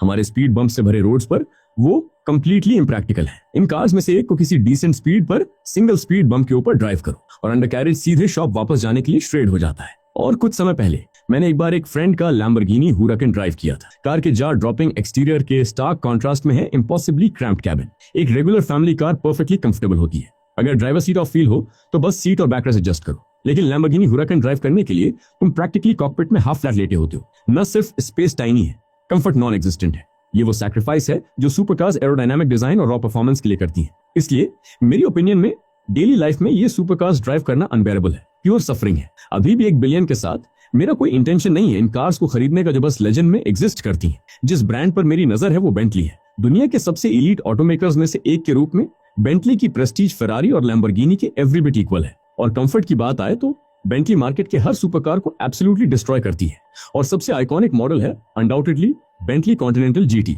फ्यूचर से आंसर जर्नल मिलने से पहले भी मैंने हमेशा एक ओन करने का ड्रीम देखा था। अब बैंक में 1 बिलियन के साथ मैंने एक सेकंड भी हेजिटेट नहीं किया। मैंने फोन निकाला, बिग लू के नाम से सेव्ड कॉन्टैक्ट पर स्क्रॉल किया और कॉल किया। लाइन कनेक्ट हुई और एक आदमी की बूमिंग आवाज आई, रे आज मुझ जैसे के बारे में क्या सोचा, क्या कर सकता हूँ तुम्हारे लिए। ये आवाज लू की थी जिसका रियल नेम लू था। अपनी हेफ्टी बिल्ड की वजह से उसे जानने वाले सब उसे बिग लू कहते। उसे निकनेम से बिल्कुल भी प्रॉब्लम नहीं, इनफैक्ट ये स्टिक हो गया। बिगलू को जानने की वजह डेवन की इंट्रोडक्शन थी। बिगलू और डेवन दोनों यूज्ड कार बिजनेस में हैं। क्लाइंट्स के लिए लग्जरी व्हीकल सोर्स करना दोनों की कैपेबिलिटी के वेल विद इन है। जब डेवन और मैं डिनर्स और ड्रिंक्स के लिए बाहर जाते थे, हम अक्सर बिग लू को साथ लाते थे, इसलिए वो और मैं अच्छी तरह फैमिलियर हैं। बिग लू एक्चुअली मुझसे कुछ साल बड़ा है, लेकिन एक बिजनेसमैन के रूप में जो मानता है कि कोर्टेसी गुड फॉर बिजनेस है चाहे किसी बुला ऑथोरिटी रहता है, और मेरे साथ यंगर होने के बावजूद वो हमेशा पूरे रिस्पेक्ट के साथ रे कहता है, बिग लू अभी भी कार गेम में हो, मुझे कुछ चाहिए, ट्रैक डाउन कर सकते हो। वर्ल्ड क्लास ऑटोमेकर होने की वजह से बेंटली के मेनलैंड चाइना में बहुत कम डीलरशिप्स हैं, सिर्फ बीजिंग और शंघाई जैसे कुछ मेजर सिटीज में। रैंक में कोई ऑफिशियल बेंटली डीलरशिप नहीं है। बेंटली कॉन्टिनेंटल खरीदने के लिए या तो मैं खुद किसी दूसरे सिटी जाऊं या कोई रिलायबल बायर ढूंढूं। फोन की दूसरी तरफ बिगलू क्लियरली एक मोमेंट के लिए हेसिटेट हुआ, फिर अपना टोन वार्म रखा। श्योर थिंग, अगर रे मांग रहे हैं इसका मतलब तुम मुझ पर ट्रस्ट करते हो, बिगलू कवर करेगा, नो क्वेश्चन। लेकिन फिर उसने पॉज किया और कंटिन्यू किया, क्या तुम और डेवन टाइट नहीं हो? फिर मेरे पास क्यों आ रहे हो उसकी बजाय? अगर उसे पता चला तो वो मुझे ब्लेम नहीं करेगा। मैं चकल हुआ, डेवन वो डेडबीट मेरा कोई फ्रेंड नहीं है, उसे भूल जाओ, उसका नाम लेना भी बैड लक है। बिगलू मुझे बेंटले कॉन्टिनेंटल जीटी खरीदनी है, लेटेस्ट मॉडल दिला सकते हो? ये सुनकर बिगलू ने डबल टेक किया, वो बेंटले कॉन्टिनेंटल जीटी, ये सीरियस मशीन है, बेस मॉडल अलोन 30 लाख से ऊपर है, ईजी वर्जन 50 लाख के करीब है। रे क्या जैकपॉट लगा या कुछ? लेकिन अभी कुछ दिन पहले मैंने सुना तुम्हारी फाइनेंसेस ने हिट खाई, अब यहाँ बेंटले कॉन्टिनेंटल खरीदने आए हो, क्या ये थोड़ा प्रीमेचर नहीं है? बिगलू ने डिप्लोमेटिकली फ्रेज किया, लेकिन मैं एग्जैक्टली सुन सकता था उसका एक्चुअल मतलब क्या था। मैंने सुना तुम बैंकरप्ट हो गए, 50 लाख की बेंटली तुम अफोर्ड नहीं कर सकते, मुझे रन अराउंड मत करवाओ और पिकअप पर फाइंड आउट करवाओ कि पे नहीं कर सकते, ये फनी नहीं होगा। मैंने स्माइल किया, बिगलू के डाउट से जरा भी ऑफेंड नहीं हुआ। क्या डेवन से सुना कि मैं बैंकरप्ट हूं? वो बस एक रूमर है जो वो स्प्रेड करता रहा है। बिगलू मैं मजाक नहीं कर रहा, ऐसा करते हैं, मुझे एक बैंक अकाउंट नंबर दो, मैं तुम्हें 5 लाख डिपॉजिट वायर कर देता हूँ, पीस ऑफ माइंड के साथ कार ढूंढो, अगर तुमने फाइंड किया और मैंने नहीं खरीदी तो वो 5 लाख तुम्हारे फाइंडर फी के तौर पर। डील। बिगलू इंस्टेंटली पर्क्ड अप हो गया, रे ये क्या कह रहे हो, हमारे बीच डिपॉजिट की जरूरत नहीं, लेकिन चूंकि तुमने ऑलरेडी ऑफर किया, मना करना डिसरिस्पेक्टफुल होगा। थोड़ी देर में बैंक अकाउंट नंबर सेंड करता हूँ, जब रेडी हो ट्रांसफर कर देना। मैं बेंटली से फोन पर हो जाता हूँ और गारंटी देता हूँ latest fully loaded Bentley continental GT मिलेगी। मुझे 5 लाख अपफ्रंट ऑफर करते सुनकर बिगलू का फोन पर टोन इमीडिएटली कई डिग्रीज हीट अप हो गया। आखिर वो एक बिजनेसमैन है, उसने हर तरह की रूमर सुनी है और ज्यादातर बस नॉइज होती है। मैं बैंकरप्ट हूं या नहीं, बिगलू को एब्सोल्युटली कोई फर्क नहीं पड़ता, जब तक मैं कैश पुट अप कर सकता हूं और उसके थ्रू बेंटली कॉन्टिनेंटल खरीद सकता हूं। मैं उसका क्लाइंट हूं, उसका किंग हूं। फोन रखने के बाद मैंने इमीडिएटली बिगलू के भेजे अकाउंट पर 5 लाख वायर कर दिए। मेरा बैलेंस बैडली बस्ट, एक राउंडिंग एरर का भी राउंडिंग एरर। तुम सच में इमेजिन नहीं कर सकते कि रिच होना कितना अच्छा फील होता है। ग्रिन के साथ सिर हिलाते हुए मैंने कपड़े पहने और बाहर निकलने की तैयारी की। मेरे बैंक अकाउंट में 1 बिलियन से ज्यादा है, ये इनॉर्मस अमाउंट की लिक्विड कैपिटल है और इसे एक प्रॉपर होम फाइंड करना जरूरी है। हुरन रिच लिस्ट के अकॉर्डिंग देश में करंटली 1,70,000 लोग हैं जिनकी एसेट्स 100 मिलियन से एक्सीड करती हैं, लेकिन उस फिगर में रियल एस्टेट और इलिक्विड स्टॉक्स और फंड्स शामिल हैं। तो 1 बिलियन लिक्विड कैपिटल एक स्टैगरिंग नंबर है। पूरे देश में 1 बिलियन लिक्विड कैश वाले इंडिविजुअल्स की नंबर वैनिशिंगली स्मॉल है। सिर्फ मैसिव पब्लिकली ट्रेडेड कॉर्पोरेशंस और सिमिलर इंस्टीट्यूशंस ही किसी भी गिवन टाइम पर 1 बिलियन लिक्विड फंड्स कैरी कर सकती हैं। इसलिए भले ही 1 बिलियन कोई इम्पॉसिबली लार्ज नंबर न लगे, इसके साथ कैश वर्ड ऐड करने से ये डाउनराइट टेरिफाइंग हो जाता है। 1 बिलियन लिक्विड कैपिटल वो नंबर है जिसे कोई भी बैंक इग्नोर नहीं कर सकता। मेरा प्लान नहीं है कि ये बिलियन मेरे करंट अकाउंट में बैठे रहे, इसे एक प्रॉपर होम फाइंड करना है। मैंने फोन निकाला और नोएल को कॉल किया। लाइन कनेक्ट हुई। नोएल बिजी हो? अभी भी काम पर हो? क्या बात है? मैं तुम्हारे बैंक में अकाउंट खोलना चाहता हूँ, अभी आ सकता हूँ? श्योर आ जाओ, लेकिन सडनली बैंक अकाउंट खोलने की इच्छा क्यों?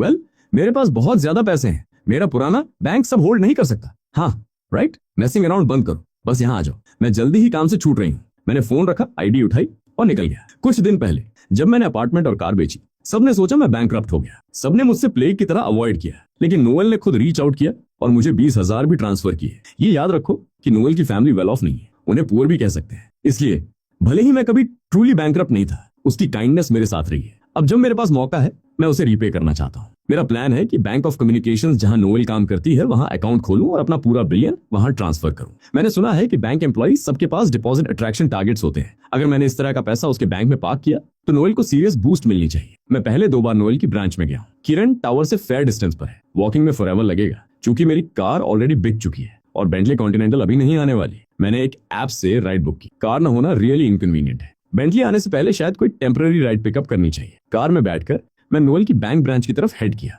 मीनवाइल नोएल जो अभी फोन रखकर खड़ी हुई और लेजिली स्ट्रेच कर रही थी। बैंक यूनिफॉर्म एक नेवी ब्लू ड्रेस शर्ट के साथ नी लेंथ पेंसिल स्कर्ट था। मास प्रोड्यूस होने की वजह से ज्यादातर लोगों पर अच्छा फिट नहीं होता और थोड़ा फ्रम्पी लग सकता है, लेकिन नोएल के साथ डेफिनेटली वो केस नहीं था। नोएल का टॉल स्ट्राइकिंग फ्रेम था, 5 फुट 7 की पूरी हाइट के साथ, लेग्स जो फॉरएवर जाती लगती थी, स्ट्रेट और स्लेंडर, उस स्कर्ट के नीचे एब्सोल्युटली आई कैचिंग। जैसे ही नोएल एक कैट की तरह स्ट्रेच कर रही थी, उसका फ्लॉलेस गोल्डन रेशियो फिगर उसके 100 वर्कर्स की आंखों के सामने फ्लैश हुआ। हर मेल कॉलीग ने सीक्रेटली हार्ड स्वॉलो किया। वुमेन ने आंखें रोल की, साइलेंटली मटर करते हुए जलन से भरी हुई। अभी उसकी विंडो पर कोई कस्टमर नहीं था। नोएल ने विंडो क्लोज साइन लगाया और ब्रेक के लिए पीछे चली गई। लेकिन जब वो ब्रेक रूम फ्रिज के पास से गुजरी, वो डेड इन हर ट्रैक्स रुक गई। उसकी डेलिकेट ब्राउज फरो हो गई और एंगर उसके फेस पर फ्लैश हुई। फ्रिज के बिसाइड ट्रैश कैन में प्लास्टिक रैप में टाइटली रैप्ड एक बैग पड़ी थी, जिसमें प्री ब्रूड हर्बल मेडिसिन के कई पैकेट्स थे। ये मेडिसिन थी जो नोएल ने काम से पहले हॉस्पिटल फार्मेसी से पिकअप की थी। फ्रिज में रखी थी ठंडी रखने के लिए, शिफ्ट के बाद घर ले जाने का प्लान था। ये मेडिसिन थी जो उसने अपनी सिक मदर के लिए हॉस्पिटल में प्रिपेयर करवाई थी। रेफ्रिजरेटेड रखनी होती वरना पोटेंसी खो सकती है, लेकिन अब किसी ने इसे फ्रिज से निकालकर स्ट्रेट ट्रैश में फेंक दिया था। नोएल दौड़ी, बिन के पास झुकी और मेडिसिन बाहर निकाली। जैसे ही उसकी फिंगर्स ने प्लास्टिक रैपिंग टच की, वो बता सकती थी कि पैकेट्स आइस कोल्ड से नियरली रूम टेम्परेचर हो चुके थे। ये पैकेट्स काफी देर से बाहर थे, जिसका मतलब था कि जिस मेडिसिन को रेफ्रिजरेशन चाहिए थी वो लाइकली खराब हो चुकी थी। नोएल की आवाज एंगर से शेक हो रही थी। ये किसने किया? मेरी मेडिसिन फ्रिज से किसने निकाली? बैंक में हर पेयर ऑफ आइज नोएल की तरफ मुड़ गई, लेकिन उन गाजेस में ज्यादातर कोल्ड इंडिफरेंस थी, या इससे भी बुरा मैलिशियस अम्यूजमेंट। तभी एक और फीमेल एम्प्लॉई कंप्लीटली अनबॉदर्ड होकर स्ट्रोल करती आई। नोएल की फ्यूरी से जरा भी अफेक्टेड नहीं, वो स्ट्रेट उसके पास गई, फ्रिज खोली, कॉफी का एक कैन निकाला और फ्लैटली बोली, मैंने किया। प्रॉब्लम? ऑफिस फ्रिज सबके लिए है, तुमने उसमें हर्बल मेडिसिन का ढेर लगा दिया और मेरी कॉफी में स्मेल आ गई। कौन जाने उन गंदे पैकेट्स में क्या था? क्या हो, अगर कोई पॉइजन हो जाए, क्या तुम वो रेस्पॉन्सिबिलिटी ले सकती हो? इसलिए मैंने तुम पर फेवर किया उन्हें फेंक कर। तुम्हें मुझे थैंक करना चाहिए। नोएल शेयर रेज से ऑलमोस्ट हंसी। उसने कहा, थैंक करूं? थैंक यू और तुम्हारी पूरी फैमिली को। ये मेडिसिन मैंने हॉस्पिटल से अपनी मदर के लिए ली थी, ठंडी रखनी थी, तुमने फेंकी और अब सब बर्बाद हो गए। और रिकॉर्ड के लिए मैंने हर पैकेट को प्लास्टिक रैप की मल्टीपल लेयर्स में रैप किया था, कई लेयर्स। जीरो स्मेल था। लेना नाम की एम्प्लॉई जिसके lips absurdly bright red paint थे, coloured contacts, eyeshadow, eyeliner, सब कुछ लगा था। उसने किसी तरह प्लेन बैंक यूनिफॉर्म को ऐसी चीज में टर्न किया था जो नाइट क्लब चिल्लाती थी।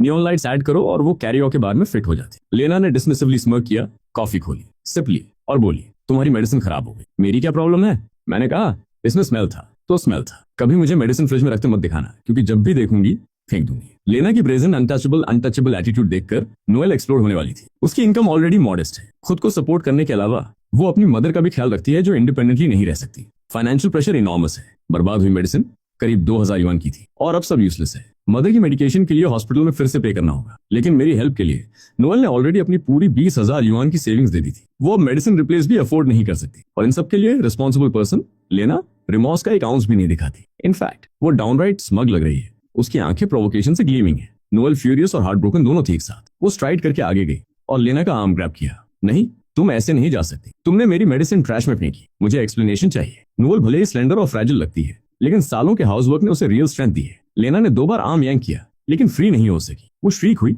नोएल क्या कर रही हो? क्रेजी हो? छोड़ो मुझे। सीन क्या उसमें डिसेंड हो गई। यूनिफॉर्म्स पुल होकर रिंकल्ड हो रहे थे, हेयर एवरीवेयर फ्लाइंग, दोनों एक मेस की तरह लग रहे थे। स्कफल में लेना ने अपनी कॉफी ग्रैब की और बिना हेजिटेशन के स्ट्रेट नोएल की तरफ हर्ल कर दी। आइस कोल्ड कॉफी नोएल के हेड पर स्प्लैश हो गई और डार्क स्टेन्स उसके यूनिफॉर्म शर्ट में सोक हो गए। हेड से चेस्ट तक आइस कॉफी में ड्रेंच्ड नोएल स्पॉट पर फ्रीज हो गई। मेडिसिन बिना किसी रीजन के फेंकी गई। उसे रॉन्ग फील हो रहा था, बस एक एक्सप्लेनेशन चाहिए थी। लेना से एक सिंपल अपॉलॉजी भी इनफ होती। मेडिसिन ऑलरेडी बर्बाद हो चुकी थी, कुछ चेंज नहीं हो सकता था। लेकिन नोएल ने कभी नहीं सोचा था कि लेना, वो पर्सन जिसने ये सब किया, इतनी विशियस और एरोगेंट होगी। रिमॉर्स का एक श्रेड नहीं, और अब सीधे मुंह पर कॉफी डंप कर दी। नोएल के अंदर फ्यूरी बॉयल हो गई। उसने पाम उठाई, लेना को फेस पर स्लैप करने के लिए तैयार। लेकिन ठीक उसी मोमेंट पर एक आवाज रूम से थंडर हुई, रुको, तुम दोनों क्या कर रहे हो? वर्क आवर्स में फिजिकल हो रहे हो, ये आउटरेजियस है। किसी को नोटिस किए बिना ब्रांच मैनेजर विक्टर रूम में अपीयर हो गया था, ब्राउ फरोड, फेस डार्क एंगर से। एक ही ब्रांच के एम्प्लॉइज बैंक के अंदर बिजनेस आवर्स में फाइटिंग कर रहे हैं। अगर ये बाहर गया तो मंथ्स तक लाफिंग स्टॉक बनेंगे। विक्टर ने स्ट्राइड करके आगे आया और दोनों को स्नैप किया। अभी छोड़ो। नोएल ने साइलेंटली ग्रिप रिलीज किया, पॉकेट से टिश्यूज निकाले और खुद को वाइप ऑफ करने लगी। लेकिन कॉफी के डार्क स्टेन्स थे जो चाहे जितना रब करो निकल नहीं रहे थे। हर वाइप बस उन्हें बिगर स्ट्रीक्स में स्मीयर कर रहा था। वो एक रैक लग रही थी। लेना दूसरी तरफ, जिस मोमेंट विक्टर अपीयर हुआ,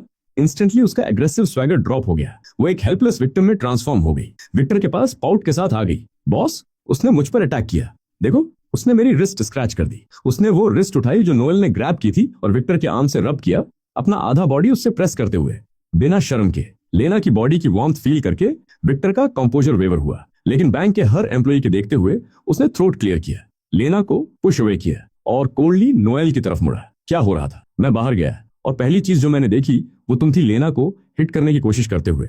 सो वर्कर्स हो, बात करके नहीं सुलझा सकते? क्या ये जॉब रखनी है या नहीं? लेना और नोएल के बीच बैड ब्लड काफी पुरानी थी। नोएल ने लेजिटिमेट एंट्रेंस एग्जाम से अपनी पोजीशन अर्न की थी। लेना दूसरी तरफ जॉब इसलिए मिली क्योंकि एक रिलेटिव ने 2 करोड़ का अकाउंट खोलकर डिपॉजिट किया, एसेंशियली उसके लिए पोजीशन बाय करवाई। उनके फैमिली बैकग्राउंड्स, एजुकेशन और वैल्यूज इससे ज्यादा डिफरेंट नहीं हो सकते थे। वो कभी नहीं बनी। रेगुलर आर्ग्यूमेंट्स कॉमन थे, लेकिन आज ये फुल ब्लोन कॉन्फ्रंटेशन में एस्केलेट हो गया, ऑलमोस्ट ब्लोज तक पहुंचा। नोएल हेड से टू तक स्टिकी थी, डीपली अनकंफर्टेबल। सारी स्टार्स फील करते हुए वो फ्रस्ट्रेशन से ओवरवेल्म थी। उसकी आंखें ऑलरेडी रेड थीं, लेकिन वो 100 वर्कर्स के सामने वीकनेस शो नहीं करना चाहती थी। स्टबर्नली उसने कहा, लेना ने बिना रीजन के मेरी मेडिसिन ट्रैश में फेंकी।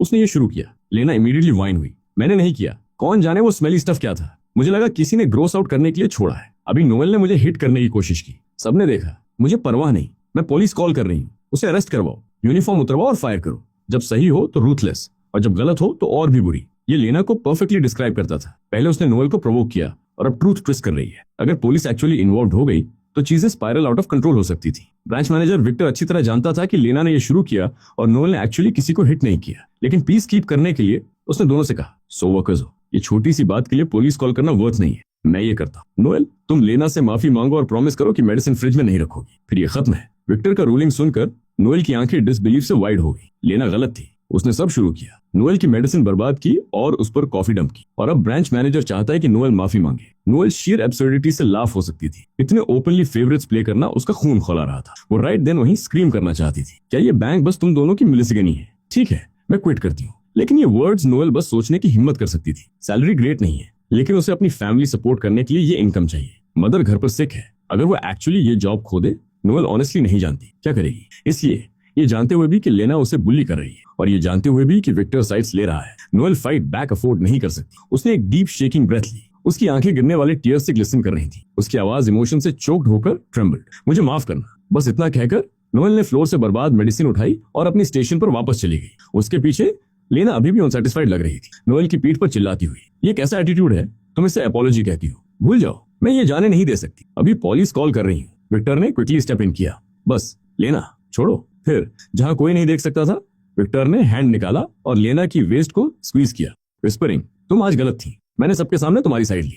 आज रात इसका हिसाब करना। लेना ने एक सॉफ्ट फ्लर्टी हम दी। विक्टर को एक लोडेड लुक दिया और कोई स्माइल के साथ विस्पर्ड, शैतान आदमी, बाद में टेक्स्ट करती हूँ। लेना को हिप स्वे करते डेस्क पर वापस जाते देखकर विक्टर के अंदर एक फायर बर्न हुई। काश अभी क्लॉक आउट हो जाए और इस विक्सन का रिवॉर्ड एंजॉय करे। नोएल अपनी स्टेशन पर वापस आई और फाइनली रोकना इम्पॉसिबल हो गया। उसने हेड काउंटर पर ड्रॉप किया और साइलेंटली रोने लगी। फेस आर्म्स में बीरीड होकर नोएल का हार्ट और डी पर अच्छे कर रहा था। चाहे कुछ भी करे, टीयर्स नहीं रुक रहे थे। वो बैंक ऑफ कम्युनिकेशंस में 3 साल से है। बचपन में फादर को खोया, मदर सिक है, कोई कनेक्शंस नहीं, कोई फैमिली बैकग्राउंड नहीं। जो भी उसके पास है प्योर हार्ड वर्क और टैलेंट से अर्न किया है। लेकिन जब से उसने स्टार्ट किया, विक्टर ने हिंट्स ड्रॉप करना शुरू कर दिया। कास्टिंग काउच टैक्टिक्स ट्राई करते हुए, प्रमोशंस और परफॉर्मेंस बोनसेस को उसके बॉडी के साथ ट्रेड करने की कोशिश करते हुए। नोएल ने बिना हेजिटेशन के रिफ्यूज किया। उसकी लुक्स के साथ अगर वो चाहती तो कोई भी बॉस चूज कर सकती थी। एक लोली बैंक टेलर बनने में क्यों सेटल करे? रिपीटेडली टर्न डाउन होने के बाद विक्टर का वुंडेड प्राइड रेज में बदल गया। वो हर टर्न पर नोएल को टारगेट करने लगा। जीरो कनेक्शंस वाली एम्प्लॉय होने की वजह से उसके पास फाइट बैक करने का कोई वे नहीं था और साइलेंस में सफर करती रही। अब तक जब वो और भी आगे चले गए, उसकी मदर की मेडिसिन स्ट्रेट ट्रैश में फेंक दी। ये उसकी सिक मदर का ट्रीटमेंट है। नोएल फाइट बैक करना चाहती है, लेकिन एक क्रशिंग सेंस ऑफ हेल्पलेसनेस उसे सराउंड कर रही है। रोने के अलावा उसके पास कोई ऑप्शंस नहीं है। लेकिन ठीक तभी एक आवाज सडनली उसके कानों तक पहुंची। नोएल, तुम्हें क्या हुआ? किसी को उसका नाम लेते सुनकर नोएल ने फ्रैंटिकली टीयर्स वाइप किए और ऊपर देखा। मैं उसके काउंटर के सामने खड़ा था, ब्राउ फरोड। काउंटर के पार मुझे देखकर नोएल पैनिक हो गई। उसने इंस्टिंक्टिवली अपनी शर्ट के कॉफी स्टेन्स कवर करने की कोशिश की और स्टैमर की, कुछ नहीं है, बिल्कुल कुछ नहीं। तुम इतनी जल्दी कैसे पहुंच गए? लेकिन उसकी शर्ट के स्टेन्स बहुत ज्यादा और बहुत डार्क थे। उसके स्लेंडर पेल आर्म्स उन्हें हाइड नहीं कर सकते थे। मैंने ब्राउ फरो किया और पूछा, क्यों रो रही थी? ये किसने किया? सच ये है कि मैं कुछ देर से यहाँ था। मैंने बैंक के अंदर से कुछ कॉमोशन सुनी थी, लेकिन मैंने कभी नहीं सोचा था कि इन्वॉल्व लोगों में से एक नोएल होगी। मेरे फेस पर डीपनिंग फ्राउन और फॉर्मिंग डार्क एक्सप्रेशन देखकर नोएल नहीं चाहती थी कि मुझे कोई ट्रबल हो। उसने फेस से टीयर्स वाइप किए और फोर्स की एक स्माइल। मैं ठीक हूँ, बस पीछे कुछ से बम्प हो गई। क्या तुम नया बैंक अकाउंट नहीं खोलना चाहते थे? आईडी दो मुझे, 1 मिनट लगेगा। ये देखकर कि नोएल इसके बारे में बात नहीं करना चाहती, मैंने पुश नहीं किया। मैं काउंटर पर बैठ गया और नोएल को डॉक्यूमेंट्स दिए, लेकिन मैंने ऑलरेडी माइंड बना लिया था, इस बैंक से निकलने के बाद मैं इसकी बॉटम तक जाऊंगा। नोएल ने मेरी हेल्प की जब मैं अपने लोवेस्ट पर था, इसलिए अब अगर नोएल को बुली किया जा रहा है तो मैं एब्सोल्युटली उसके लिए स्टैंड अप करूंगा। बैंक अकाउंट खोलना कॉम्प्लिकेटेड नहीं होता। नोएल ने प्रैक्टिस ईज के साथ प्रोसेस वर्क किया, जाते जाते सब्जेक्ट चेंज करते हुए, तुम्हारी कंपनी की पेरोल नेशनल बैंक से है ना, यहाँ अकाउंट खोलने की इच्छा क्यों हुई? लोन ढूंढ रहे हो? अगर हाँ तो मैं ब्रांच मैनेजर से बात करूंगी और हायर क्रेडिट लिमिट दिलाने की कोशिश करूंगी। भले अभी विक्टर और लेना ने उसके साथ गलत किया था, नोएल ने मेरी हेल्प करने में एक सेकंड भी हेजिटेट नहीं किया। जरूरत पड़ती तो वो अभी विक्टर के ऑफिस में स्ट्रेट जाती, लेकिन मैंने सिर हिलाया। क्या मैंने ऑलरेडी फोन पर नहीं बताया? मेरे पास बहुत ज्यादा पैसे हैं, मेरा दूसरा बैंक सब होल्ड नहीं कर सकता, इसलिए नया होम चाहिए। नोएल ने सोचा मैं बस उसे चीयर अप करने की कोशिश कर रहा हूँ। उसके फेस पर एक स्मॉल स्माइल आई। तुम इम्पॉसिबल हो, सीरियस कभी नहीं हो सकते? ये देखकर कि नोएल मुझ पर बिलीव नहीं कर रही, मैंने आर्ग्यू करना बंद किया। इसके बजाय मैंने फोन निकाला, बैलेंस स्क्रीन खोला और उसकी आंखों के सामने फ्लैश किया। तुमसे झूठ क्यों बोलूंगा? तुम एग्जैक्टली मेरा टाइप नहीं हो, तुम्हें ट्रिक करने का कोई पॉइंट नहीं। भले ही मैं उसे टीज कर रहा था, नोएल कंप्लीटली स्टिल हो गई। वो ब्लैंकली मेरे फोन स्क्रीन पर नंबर देख रही थी, अपने ब्रेथ में विस्परिंग, ये 10 डिजिट्स हैं। उसने मुझे अटर शॉक से देखा। 1 बिलियन, क्या तुमने ये फोटोशॉप किया है? मैंने लाफ किया और सिर हिलाया उसे फोन देते हुए। खुद देख लो। नोएल ने लिया। उसकी स्लेंडर पेल फिंगर्स ने स्क्रीन पर स्वाइप किया। App unmistakably official national banking app था। बैंकिंग प्रोफेशनल होने की वजह से नोएल जानती थी कि ये फेक वेबसाइट नहीं हो सकती, जिसका मतलब था कि रे के पर्सनल बैंक अकाउंट में 1 बिलियन डिपॉजिट्स